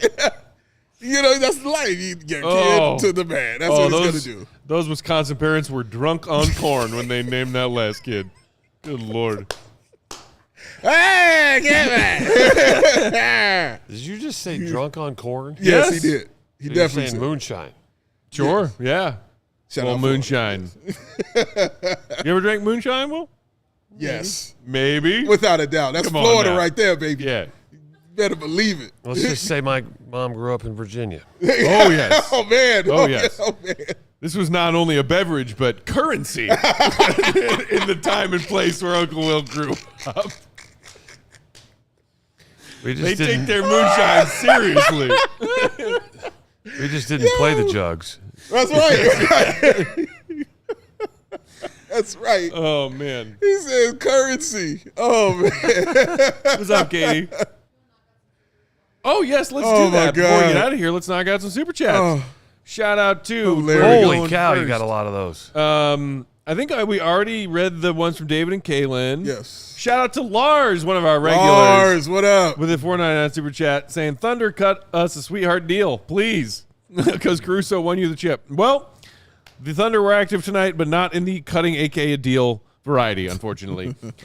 Jeremy had a super chat saying, drafting Noah's solid, somewhat overlooked benefit. Should solidly place Modest at the 3. He and Noah should be tough defensively on the wings. Shay Kameen with a $9.99 super chat. Shout out to you, Shay. Thank you. And the NBA was better in the 80s and 90s. 6 rings. Greatest YouTube account name ever. I agree. Saying, Will just got done rewatching the 91 finals. Thank you. And Will's got on the ring today, too. Look at that. One from 91. 91, that's right. Got on the one. Meant to be. The most wearable. Is that the most wearable one? It is right for there. me because it's the smallest. Yes. Okay. Okay. The other ones are just too big. gaudy. A little more gaudy on. Do they fit them for players these days? And they maybe didn't do that back in the day? It's just like one size fits all. Here's your championship ring. They fit them. They would? Yeah. Okay. You'd have to tell them your ring size. Last pick is in for the Clippers. They are the final pick of the draft. Shout out Malika Andrews. As you mentioned earlier, looks phenomenal tonight. And what an always, outfit. I feel bad for her because that ESPN NBA crew is trash, and she does her best to keep it afloat. Jay Billis is awesome, bro. Billis is awesome. Yeah. Draft. They only bring him around come draft time. Yeah, that's what I'm saying. I'm I'm still just getting over the NBA finals. He did NBA games this year. He did. He does NBA games. Yeah, from here. No, I'm just talking about like the ESPN NBA finals crew that I just had to live with. For I saw none of it. Everything was on mute. And shout out YouTube TV. Just, every time they passed it to SVP for SportsCenter, I was like, thank God. Oh man, I don't know what the Clippers will do with this. I guess just best player available. Well, they Picking at can't number trade 30th. Shea again, so at least there's that. Stab. Yeah, that's Matt. That's Matt. What does misery love, Emma? Company. We're Bulls fans. That's it. Look, sorry. congratulations, Matt. You made someone You cry. got Kawhi Great on job. your team. I have the trade graphic saved in my phone. Here's the selection for you, Emma. Here we go. Adam Silver's about to change your life. All right, the 30th pick. Jimmy Butler was the 30th pick. It can happen. That's right. Oh wow. Yannick. Yakatori. Yannick Conan Niederhauser. Hosenberger. He's Yes. coming down from the Gardenhauser. stands. Who's a what? It's Yannick Conan Niederhauser. Radeberger. Wow, first round pick in Penn State history. Wow. Clap that up. That's crazy. Clap that up. Well, they are All right. He's a center. He's not a big exactly man. known as a basketball powerhouse, Penn State. They tend to focus on the football. Katie Shefflin, Yannick Noah Conan Niederhauser. Yeah, no. His The first thing name- I saw when I read that name was Yannick Noah, Yeah. Joakim's dad. Yeah. His name takes up our entire lower third. Like, thank God there's no pick after him because I would have Hey. no room for it. I mean, Emma, that name is almost as long as Gilgeous Alexander. So, Oh, there it is. Huh? Yannick Noah Niederhauser. Like he that is one. the very model of a modern major Correct. general, Dave. Correct. Well done. Oh, my goodness. Last final look at the CHGO Bulls big board. Everybody here Renault. was Maxime, except Rasheer Fleming, yeah, so Maxime Reynaud, and Ryan Kalkbrenner are the two from the top 30 big board who did not get, and Rasheer Fleming Yes. still available. Correct. Oh my God! All right, well that's a name I'm hoping falls all the way to 45 tomorrow night. That would be interesting. I would take him at 45. Remember, Yes. Rasheer Fleming equals what if Taj Gibson shot threes? Never forget. This is what I'm looking for, Bulls fans. Never forget. Yannick Noah Niederhauser. My new So favorite player. with that, we already fired off or relayed some fired off GOAT tweets as they are hearing from Mark Eversley just down the street right now. Okay. We will be back live tomorrow, 4 p.m. Central Time, to react in full I'll be here. to the Mark Eversley press conference that's happening right now as we speak. All Uncle right. Will, you're going to be here for that, Yes. hanging out with us. GOAT will be back with us. So we'll be here from our normal showtime tomorrow, 4 to 5 Central, to break down his press conference and everything else, the fallout from draft night, talk more about Essengue. Then we're going to take a quick little break. Then we're going to back on live again at 7 Central Time to do this again as we watch round 2 of the NBA draft. Round 2. Can't wait. So join us again then. Yeah, man. We will get out of here for tonight so we can all get some rest and y'all This can go was fun. join your fun, chats man. and Thanks talk for about coming, it. bro. Uncle Will, great to see you back Great in the to see you, building. bro. I'm glad you Taking some guys time from the golf had course. me in. Yes. And Enjoyable. back Kicking me to the curb tomorrow. it's the off season. You would have been bored out of your skull Bored to tears. sitting with us for the last 2 months. I could be golfing. Exactly. Follow the 4-time champ himself, Will _Perdue 32 is where you can find him on the Twitter machine. Big Dave is a bow, BWL Sports. Our guy, Will Gottlieb, Will_Gottlieb. Read his stuff, allchgo.com. Shout out to him again for the incredible work on that Die Hard draft guide. Great work. What a great resource for those of you who took advantage of it. And can still take advantage of it because there's second round material there for tomorrow night. So sign up now. That Die Hard draft sale is going on, by the way. Just $36 if you sign up right now for that first year. We are CHGO_Bulls. I'm Bulls_Peck. Shout out to not only the queen of the controls, Katie Duffy, but all of our very hardworking crew behind the scenes tonight. Yes, Emma, thank you. Steven, everybody, Sarah who pitched in. Shout out to Jake. Shout out to the Cubs crew who's hanging out with us here tonight. Cubs got a dub. How about that? Love that. Here. Cody's going home happy. Yes. Didn't get his Illini draft pick for the Bulls, but he got a dub. He did. So we'll take that. Victoire des Bulls. Victoire des Bulls. Shout out, Clem. Shout out to all of you. Thanks for the super chats. Thanks for the likes. Thanks for all of your regular chats. Tuning in tonight and every night. We love you. We appreciate you, Bulls Nation. We got another Bull, and his name is Noa Essengue. We'll talk about it more tomorrow, as well as that Eversley press conference, 4 p.m. Central. We'll see you then. See you, Rebby. Good. Katie with a Y. Peace. AK. We all silly like the mayor.